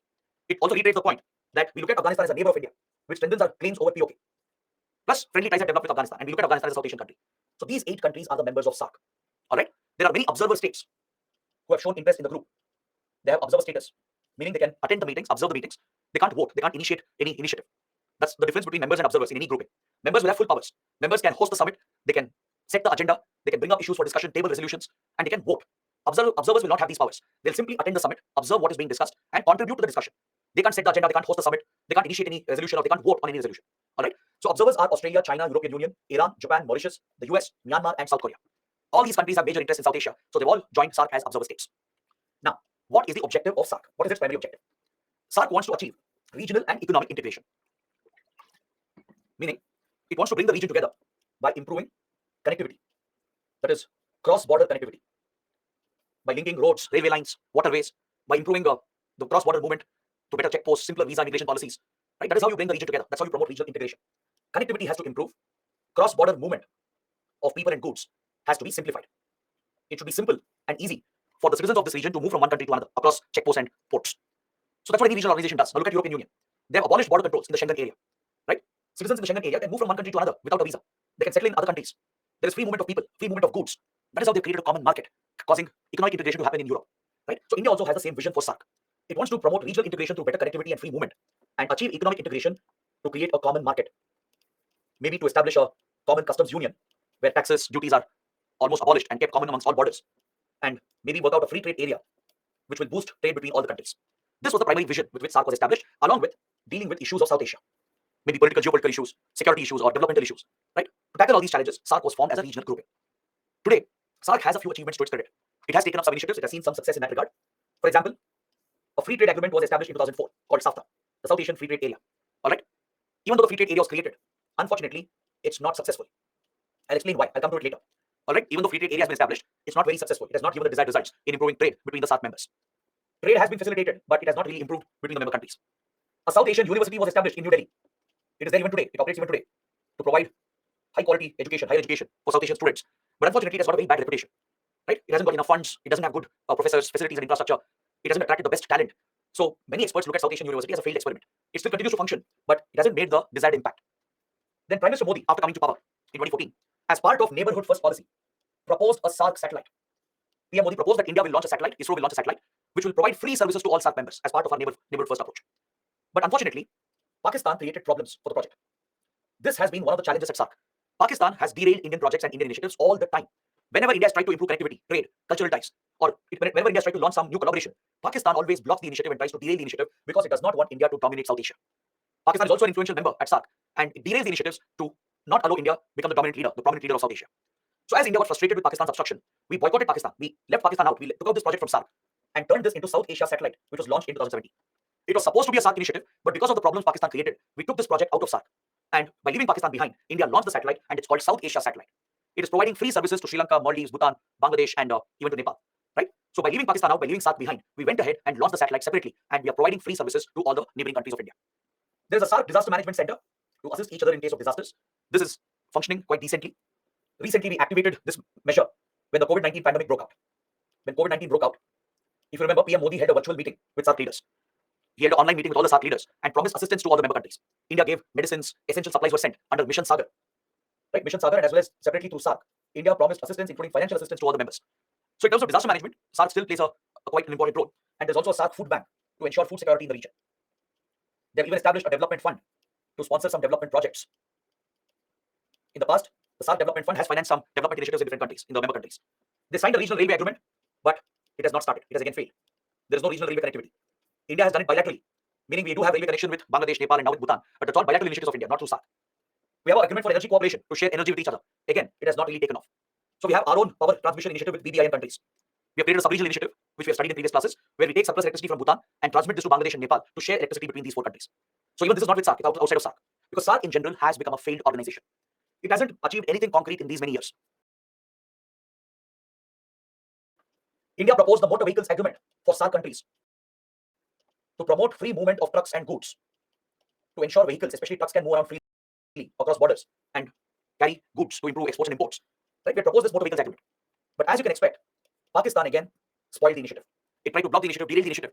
So India, which has been repeatedly frustrated with Pakistan's activities, we took this agreement outside of SAARC and instead launched the BBIN initiative in 2015. That's how we conceptualized BBIN initiative. Right? With Bhutan, Bangladesh, India, Nepal, we proposed a corridor, a transport economic corridor, and a motor vehicles agreement to improve regional connectivity and economic trade. So every time Pakistan creates this problem, and this is one of the prime reasons why SAARC has been seen as a failed organization. Under SAARC, there's a currency swap framework. There's a currency swap arrangement to help countries if they face a liquidity crisis. Like Sri Lanka, for example, recently faced a massive economic crisis. It was a liquidity crisis essentially. It didn't have enough forex reserves left to continue imports. So if member countries face such a liquidity crisis, there's a SAARC currency swap framework available where India's RBI acts as the lead central bank and provides for a currency swap arrangement. Is that clear? In currency swap arrangement, we basically provide a certain amount of money in dollars, in US dollars, usually. The other country which is receiving the help will deposit the equivalent in their currency. You're exchanging the currency basically. All right? We will provide US dollars to RBI. RBI will run this SAARC framework, the currency swap framework. Let's say Sri Lanka wants $100 million. RBI will provide that. In return, Sri Lankan rupees, the equivalent of that will be deposited with RBI. At a later date, maybe after a few months, there will be a date set. At that date, Sri Lanka will return. It will pay that money back and take back its rupees. It will pay the dollars back to RBI and will give back the Sri Lankan rupees which was deposited. So basically, there's a currency swap which is happening. This is one way of countries overcoming liquidity crisis. Right? They take the help of other countries or such groupings where currency swap facilities are available. So under SARC, there is a currency swap framework. It was recently used just last year when Sri Lanka faced the economic crisis. India's RBI gave US dollars. We have taken Sri Lankan rupees in return. In the later date, in the future, once Sri Lanka overcomes the crisis, it will repay the dollars back and it will take the Sri Lankan rupees back. So these are some initiatives that SARC has started. Some have partially succeeded, but most of them have failed. There are many other initiatives we can go on, but all of them are minor. They have not really progressed well. Apart from these minor ones I mentioned, which have seen some success, the rest of them, they're all failed initiatives. The reason why SARC is a failure is primarily because of Pakistan. It has played an obstructionist role. It has obstructed everything that has been started by India. See, India has been the driver of SARC, the prime leader of SARC. We wanted many initiatives to be taken up. We proposed many initiatives, but every time Pakistan would block them purely to disrupt India, to ensure India does not dominate South Asia. Along with that, Pakistan's sponsorship of terrorism has destabilized the entire region, leading to tensions between India and Pakistan. Is that clear? Its sponsorship of terrorism has been a major friction point, and it has destabilized the whole region, and it has increased India-Pakistan tensions. So this affects the functioning of SARC. They have a standing border dispute. So this is the primary challenge with regard to the success of SARC. It has not been able to succeed. It has turned out to be a failed organization because of these factors. Along with that, there are other issues. There are unresolved border disputes with other members as well, like India, Nepal, for example. Right? Some of the smaller neighbors, they've feared India's domination, and there's a trust deficit sometimes. India, Nepal have some issues. India, Sri Lanka have issues. Right? India, Maldives have had issues in the past. So there have been these challenges where India has not been seen as a trusted partner. China has started favoring, Sri Lanka has started favoring China. Nepal has started favoring China. The China factor has played a role in creating a trust deficit. India does not have full faith on Nepal, Sri Lanka, and Maldives because China has become very influential in these countries. So that also plays a role. Then across the region, there is constant political economic instability. You take Nepal, it has faced a civil war. It's gone through such a big constitutional crisis. Even today, Nepal is politically unstable, economically backward. Take Afghanistan, right, affected by civil war, and now it's back under Taliban rule. There's no clarity whether Afghanistan will remain a member of SARC, right? Sri Lanka has faced major problems. It has faced internal security problems when Tamil militancy was active, and right now it's facing an economic crisis. Bangladesh has seen military coups. It has seen presence of radical elements. There is heavy communal polarization in Bangladesh and economic backwardness as well. And Pakistan, don't even ask, right? It has seen every political and economic problem. And across South Asia, there is very limited development. The region is considered as backward, one of the most backward regions in the world. Human development is low. There's poor education, poor healthcare, high poverty, a lot of hunger across the region, including in India, which affects the functioning of SARC. So all these factors have become reasons for the failure of the organization. But one recent development led India to sideline SARC almost entirely. This happened in 2016, which we have already studied in our yesterday's class. When Pakistan carried out the Uri attacks to Jaish-e-Mohammed, India was furious, and India retaliated not just with surgical strikes, but we also launched a coercive diplomatic campaign. We have tried isolating Pakistan in South Asia, and for that purpose, we adopted the SARC minus Pakistan approach, meaning we will deal with our South Asian neighbors. We will continue our friendly ties with our South Asian neighbors, but we will do this without SARC. That is, if you exclude SARC and continue our good bilateral ties with South Asian neighbors of India, you are basically excluding Pakistan. That is why we boycotted the Islamabad summit. The SARC summit in 2016 was being hosted at Islamabad by Pakistan. It was just a few weeks after Uri attacks. India boycotted the SARC summit, and all the other members supported India. Sri Lanka, Bangladesh, Nepal, Maldives, Bhutan, all of them, they criticized Pakistan for sponsoring terrorism and destabilizing the region, and all of them quit and boycotted the SARC summit. Since then, no SARC summit has taken place. The last SARC summit was in 2014 in Kathmandu. It's almost a decade. In one decade, in almost 9 to 10 years, no SARC summit has happened. This is because India has sidelined the organization because of Pakistan's problems that has affected the organization. Is that clear? The only revival we saw was in 2020 when the pandemic broke out. When the pandemic broke out, India took its initiative, held a virtual conference to promise support to all the countries to fight the pandemic. This is the only revival we have seen. Apart from that, SARC has become dysfunctional. All right? Through SARC, India promised to provide medicines and all essential items to fight the pandemic. We have supplied free vaccines as well to almost all the SARC members under our Vaccine Maitri initiative. Right? Other than this, another recent development is the SARC currency swap framework, which was used to help Sri Lanka to overcome the economic crisis. These are the only two recent developments. Apart from that, SARC as an organization has failed. India has ignored it. We have sidelined the organization itself as part of SARC minus Pakistan approach. This helps India to isolate Pakistan in the region and bring diplomatic pressure on Pakistan for sponsoring terrorism. So what I'm trying to say is that SARC has lost its relevance. That's why many experts believe it's a dead, failed organization. So what India has done is that since 2016, as we sidelined SARC and as we tried to isolate Pakistan, we adopted a new strategy in our regional diplomacy, and we revived an old, outdated organization called BIMSTEC. BIMSTEC is a very old organization set up in 1997. All right, it focuses on Bay of Bengal region, but this organization had largely been neglected and ignored. But in 2016, since we sidelined SARC in Pakistan, we instead revived this organization called BIMSTEC, and today it has become one of the most prominent regional groupings of the Indo-Pacific. All right, that is why BIMSTEC becomes very, very important for our exams. BIMSTEC stands for Bay of Bengal Initiative for Multi-Sectoral Technical and Economic Cooperation. That is the expansion of BIMSTEC today. As the name itself indicates, it is focused on Bay of Bengal and the rim countries of Bay of Bengal, or the littoral states of Bay of Bengal. They are being brought together to form this regional organization. The focus of BIMSTEC is to promote economic relations, to cooperate with each other, promote opportunities for each other, and act as a bridge between South Asia and Southeast Asia. Because this group is very unique. It has members not just from South Asia, it has few members from Southeast Asia as well. All the major rim countries of Bay of Bengal are brought together, with Bay of Bengal being the center focus of this grouping. Is that clear? So please take a look at this. It was established in 1997 through the Bangkok Declaration. Initially, when it was established, it was called BISTEC. When it was established in 1997 through Bangkok Declaration, it had a very different name and a different form. BIST was an abbreviation for all the member countries: Bangladesh, India, Sri Lanka, Thailand. These were the only 4 countries that signed the Bangkok Declaration to form this organization. So 3 countries from South Asia: Bangladesh, India, Sri Lanka. 1 from Southeast Asia, that is Thailand. These 4 countries came together to promote economic cooperation in and around Bay of Bengal, and they had formed BISTEC. BIST stood for their countries, the name of the countries. B for Bangladesh, I for India, S for Sri Lanka, T for Thailand. So BIST, Economic Cooperation, was the name of the group when it was established through Bangkok Declaration. Then later, Myanmar also joined the grouping. Myanmar became the second Southeast Asian country to join the organization. So the name was changed to BIMSTEC, BIMST-EC. M for Myanmar, along with the previous 4 members. EC for Economic Cooperation. So this was the name. But later, in 2004, Nepal and Bhutan were also added as a result of India's initiative. India brought Nepal and Bhutan as well, right? Because see, these are landlocked Himalayan states. We studied them in the first 2 classes. Both Nepal and Bhutan are dependent on Bay of Bengal for sea access. As they're landlocked countries, India provides sea access to them along with Bangladesh. So even they depend on Bay of Bengal, so India brought them as well into the group, and they help us provide support as well to our initiatives. So today, the organization has underwent a name change because Nepal and Bhutan were added. The previous name would not work. BIMST-EC will not work. So what they've done is they have changed the abbreviation.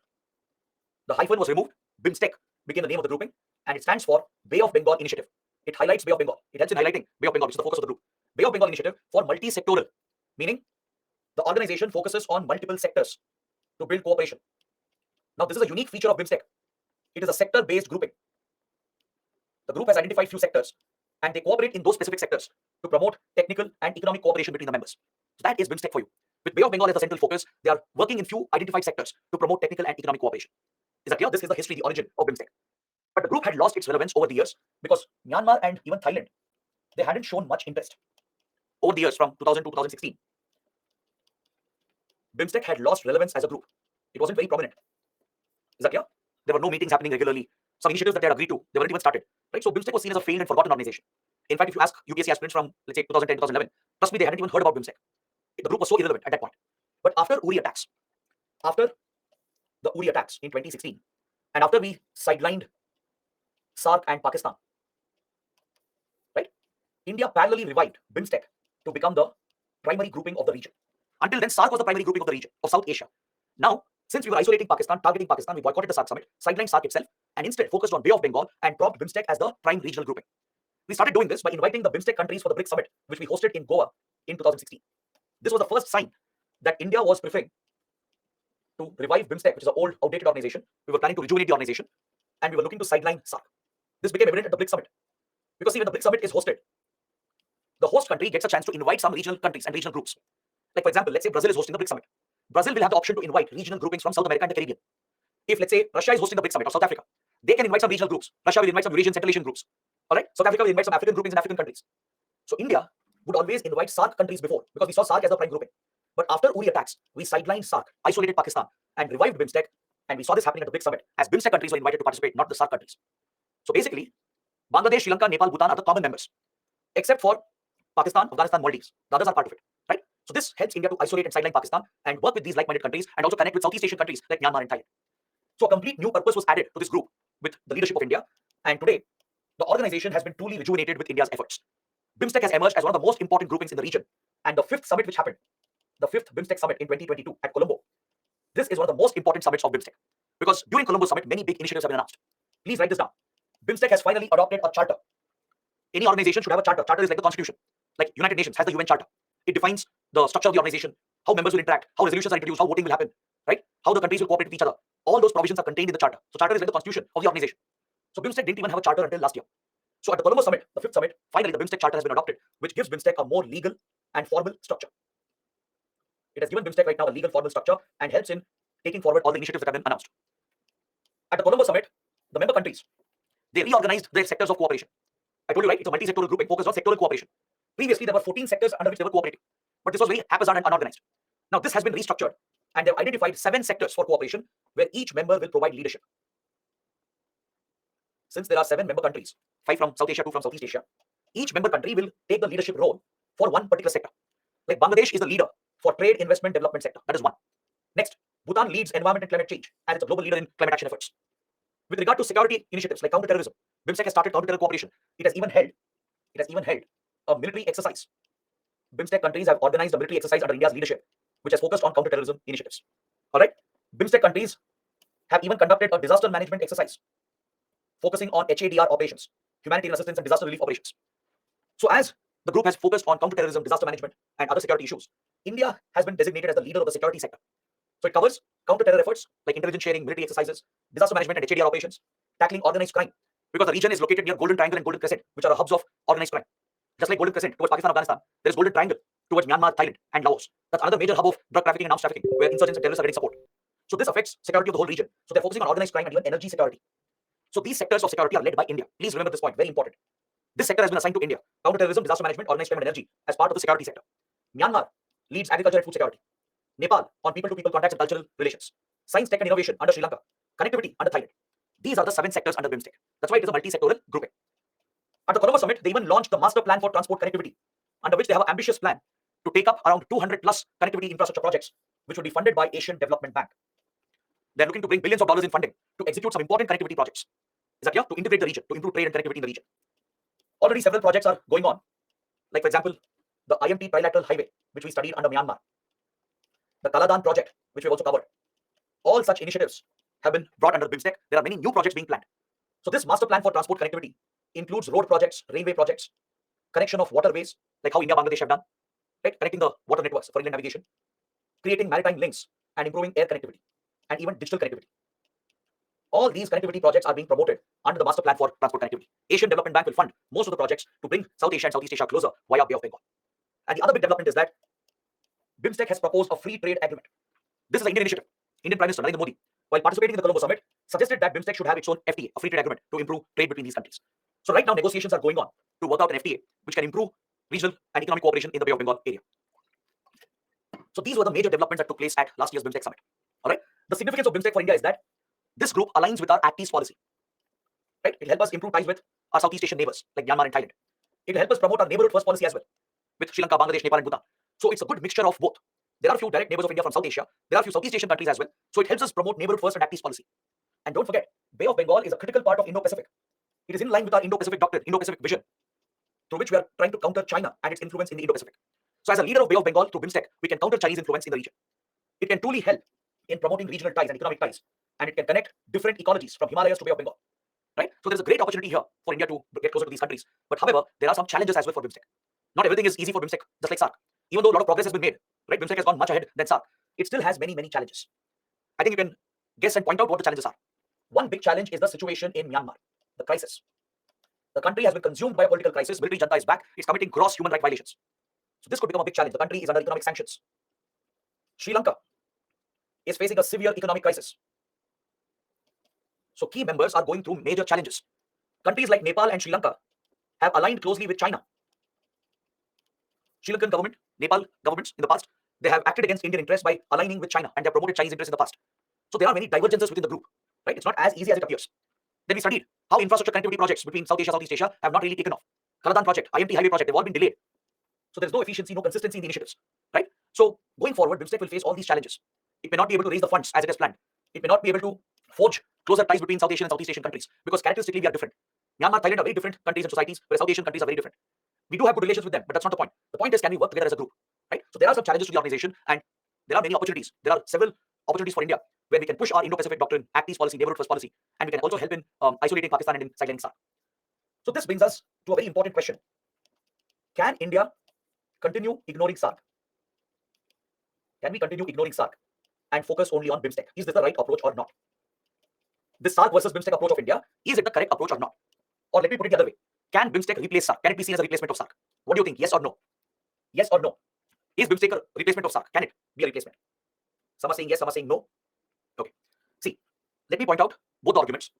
Point number one, regional groups are specific to that region. Now, in which region is India located? We are located in South Asia. So, if India is a South Asian country, South Asia deserves its own regional group, which is currently SAARC. BIMSTEC can never be a South Asian grouping alone. BIMSTEC is, at the end of the day, focused on South and Southeast Asia, with Bay of Bengal being the primary focus. So that being the case, BIMSTEC might give us a lot of opportunities towards Bay of Bengal, towards Indo-Pacific, towards Southeast Asia. It might give us a lot of opportunities.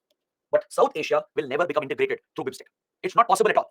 Without Pakistan, without even Maldives, how will you achieve integration in South Asia through BIMSTEC? It's not possible. This is the drawback. India right now has focused excessively on BIMSTEC. We have completely ignored SAARC, right? The approach is mainly driven by Pakistan. SAARC minus Pakistan approach is what is driving the strategy of India. So the criticism here is that BIMSTEC can't replace SAARC. It can't be a South Asian grouping. If you want regional ties with your neighbors, you should have a strong, well-functioning regional group, and that has to be SAARC as of now. Correct? That is where India is located. We are a South Asian country. We have to bring all South Asian countries together. I'm not saying BIMSTEC is not useful. BIMSTEC is a great initiative. India deserves credit for reviving BIMSTEC and making it a prominent group. BIMSTEC will help us in our Act East policy, in our ties with Southeast Asia, to promote our influence in Bay of Bengal and the Indo-Pacific. But it will not help in South Asian integration. For that, you need a South Asian group, which includes all South Asian countries. Now, let me tell you the other argument. By promoting BIMSTEC and sidelining SAARC, we have succeeded in sidelining Pakistan. That's the only option we had. Given that Pakistan was repeatedly sponsoring terrorism, this was one way of isolating Pakistan and putting diplomatic pressure on Pakistan, because through BIMSTEC and by ignoring SAARC, we have managed to neglect Pakistan in the region. So supporters are pointing out this argument, saying that India has done a very good, it has taken a very good step by isolating Pakistan and by putting pressure on it, by ignoring SAARC and reviving BIMSTEC. Right? India has done a good job of reviving BIMSTEC. It's become a prominent grouping. But to answer your question, can BIMSTEC replace SAARC? No, it can never. Both serve different purposes. Only advantage for India here is that it has helped in sidelining Pakistan and putting pressure on Pakistan. Other than that, South Asia will deserve its own grouping. If India has to become a regional leader, if we have to, dominate not just South Asia but Indo-Pacific, we need to solve the problems in South Asia. Of course, Pakistan is a big problem, but we have to find a way out. Maybe we need to think of a new group. Just by leaving Pakistan, we can form a South Asian group. Correct? Instead of SAARC, let's ignore and forget SAARC entirely. Maybe we should think of forming a new South Asian group that includes all 7 countries, or maybe Afghanistan as well. It's under Taliban right now. The other 6 countries from South Asia, they can come together, leave Pakistan, Afghanistan out, and form a South Asian grouping. Right? That is the need of the hour. Without a regional grouping, you can't promote regional ties. You can't improve economic and connectivity relations with your regional neighbors. So this is the assessment that you should be familiar with. Got it? So this completes my detailed discussion of all these important topics. Afghanistan, then the terrorism in the region, SAARC and BIMSTEC. All the topics have been covered. We still have a few more minutes to go. I would like to show you a couple of questions from previous question papers. We've already completed 1 week's class, right? Today marks the 1 week completion. So let's look at some questions from what we've covered. I want you guys to have an idea on what questions come in the exam. I want you to understand how the topics we're studying, how will it help you in your exam, in your prelims and mains. So I'll show you a couple of questions. I'll give you some discussion as well, and then I'll take up all your doubts. Let's take up a question from what we have covered. Look at this question. It's a prelims question. I'll launch a poll as well. Some of the points have been discussed, but India, Sri Lanka, we have to cover that. We'll do it later. But just look at the question. Try and attend. Let's see how many of you can answer this. This gives you an idea on what kind of questions are being asked and what depth is UPSC going into. Consider the following. Value of India-Sri Lanka trade has consistently increased in the last decade.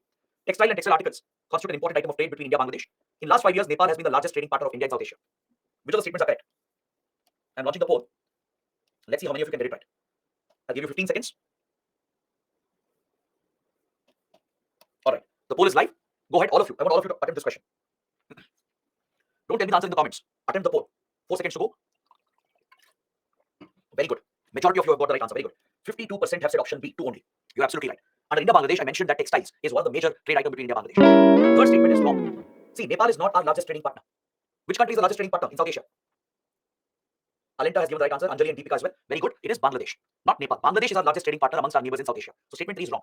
Statement 1 is also incorrect because our trade with Sri Lanka has not consistently increased in the last decade. See, this is a tricky question. Actually, statement 2 and 3 can be checked. You can answer this if you have good in-depth knowledge about Nepal and Bangladesh. If you know anything about economic ties with Bangladesh, you know textiles is important.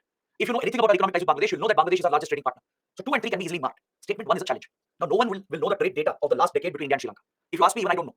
I don't know what is the trade volume for the last 10 years between India and Sri Lanka. Nobody will know this. This is where you have to be smart. You have to take a calculated guess. That's what UPSC is expecting from you. But not a blind guess. You have to think, apply some common sense. Now, usually, trade does not consistently increase. Usually. All right?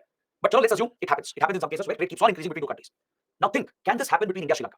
The question was asked in 2022. That is, it is looking at the trade data from 2012 to 2021. Were there any problems during this period? Were there any economic shocks, economic imbalances during this period? Definitely there were. Sri Lanka's economic problems had already started from 2015 itself. If you know anything about Sri Lanka, you would have heard about its debt burden. That's one clue for you. Next, don't forget the pandemic. The pandemic devastated the economies around the world. It was one of the prime reasons why Sri Lanka's tourism was destroyed. That pushed Sri Lanka into further crisis. So when these shock events are there, how can trade consistently increase? It's highly unlikely. So take a calculated guess based on such common sense and logic. Mark statement 1 as wrong. So you'll be left with B. 52% have given the right answer. Very good. Next, let's see one more question. Let's look at this main question. It's related to India, Bangladesh. It was asked in 2013. Read the question. The protests in Shahbag Square in Dhaka, in Bangladesh, reveal a fundamental split in the society between nationalists and Islamic forces. What is its significance for India? Now, many of you might think we have never covered this topic. You might ask, sir, you didn't even mention Shahbag Square protests.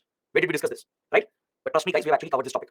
If you understood the Liberation War, if you understood which elements in Bangladesh are pro-India and secular, and if you understood which elements are pro-Pakistan and radical, right, you can easily write an answer to this question. The question was asked in 2013 because of a current event in that year. In 2013, Awami League government of Sheikh Hasina was pursuing war tribunal cases from 1971 to punish the war criminals. Remember, we studied the genocide against Bengalis. So to punish those army officers of the Pakistani army who committed the genocide against Bengalis, Bangladesh was pursuing a trial, a criminal trial, to deliver death penalty to these war criminals. Sheikh Hasina had made it a top priority to take these cases forward. But when these trials were happening and when punishments were being delivered, mass protests broke out in Bangladesh led by the Islamic forces which are pro-Pakistan and which are more radical. This was countered by the nationalist forces who fought for Bangladesh's independence, the pro-India secular forces who worked with India in securing independence of Bangladesh. This led to violence in Dhaka at Shahbag Square, and it highlights the fundamental split in Bangladeshi society. Is that clear? So now build an answer on this. In the introduction, maybe mention the context. Mention what happened at Shahbag Square, give the context in Bangladesh, what really happened with regard to the trials that were happening, and point out the differences between the nationalists and the Islamic pro-Pakistan forces. Then in the body, talk about the significance of this. Explain that right now we have a pro-India government under Sheikh Hasina, Awami League has been favorable. Explain how Sheikh Hasina has helped India. She has helped us tackle Northeast insurgency. Many major issues of India have been addressed by a pro-India government because nationalists are pro-India and they are secular. Point out the risk under the Islamic radical pro-Pakistan forces. Under them, we have seen under military rule, we have seen under BNP government that radicalism has increased, terrorism went up. Pakistan used Bangladesh to target India, right? Bangladesh became hostile to India. Communal polarization increased, religious minorities were persecuted, right? So this is the concern for India with regard to these radical forces. So once you present this argument in the body, highlight the significance, then conclude the answer. Conclude by saying that right now India-Bangladesh relations are extremely strong thanks to the friendly Awami League government. But however, we can't just depend on one party to protect our interests. We need to diversify our relationship. We need to invest in relations with other forces as well, right? Even if they are radical forces, sometimes you may have to work with them. You never know. Like Myanmar came under military rule, but we have no issues in working with them to protect our interests. If we have to protect our interests in the Northeast, tackle the security challenges, tomorrow if Awami League is defeated, let's say Sheikh Hasina is no more, right? We can't depend on one leader, one party all the time. We will need other partners in the future. We need to make those investments right now. So give a suggestion on these lines and you can end your answer. So this shows how you can build a structured answer. Start out with a good introduction, right? Don't beat around the bush, don't add any unnecessary points. Directly address the question. In the body, build up the answer, substantiate your arguments, give valid examples if needed, and then conclude on the same lines. Don't deviate from your initial argument. You can't contradict yourself with the same answer, right? So whatever initial position you took in your introduction, continue with the same approach and conclude on the same lines by providing a way forward. And that completes your answer. Okay, look at this prelims question. 2016. It's a match the following type of question. There's an ethnic group matched with a country. You need to check whether the match is correct, whether the pairs are correctly matched. Kurds matched with Bangladesh, Madhesis with Nepal, Rohingyas with Myanmar. Let me launch a poll. It's a very simple question. We've actually covered all the topics. Let's see how many of you can get it right. 15 seconds. All right. So poll is live. Go ahead and give your answers. Let's see how many of you can get this right. 5 seconds to go. That's why I told you map-based questions can be very important. Very good. 75% have got the right answer. Option C. 2 and 3 are correctly matched. Madhesis are from Terai belt of Nepal. Rohingyas are from Rakhine State in Myanmar. Right? We've covered both the topics. Kurds are from a different country, not from Bangladesh. Can anyone tell me in the comments where can you find the Kurd community, the Kurd ethnic group? Shriyari says Iraq. Okay. Priyanka says Turkey. Shriyari and few others are saying Iran. Okay. All of you are correct. Kurds are found in this region, in Iran, Iraq, Turkey, and Syria. Right? They're found in all these countries, and they're leading a insurgent war against Turkey. There are Kurdish insurgent groups, militias. They're fighting against Turkey to form their own country called Kurdistan. They're frequently in news. That's why this question was asked by UPSC. All right. In fact, that year, 2016, the US relied on Kurd forces to defeat Islamic State. In 2016, ISIS was delivered a major defeat in Iraq and Syria by US by working with the Kurd militants. So that's why the question was picked. So I think this is enough for today. We've taken up some questions. So let's end here. Once we complete the neighborhood chapter, I'll take up even more questions. We'll discuss 3-4 mains questions and some more prelims questions as well. All right. So as of now, you can take up them for practice. The questions are added here in the PPT. See how many of them you can answer and try practicing your mains answer writing skills. All right. So guys, we'll do one thing. Since we have run out of time, let's take up your questions tomorrow. I'll take a look at your doubts. Don't worry. Tomorrow, at the start itself, we'll look at the doubts and then we'll proceed with the discussion. All right. Don't forget to take up every question. I'll make a copy of this. Whatever doubts are there, we'll discuss that in the first half tomorrow in the initial stage itself and then continue with the next chapter. Tomorrow, don't miss the class. It's a very, very important chapter. It's India-China. We'll be covering China. Very, very important relationship. So see you tomorrow. Till then, take care. Do let me know how today's class went. I hope you guys liked it. Do let me know in the comments. And I'll see you tomorrow. Take care. Have a good day.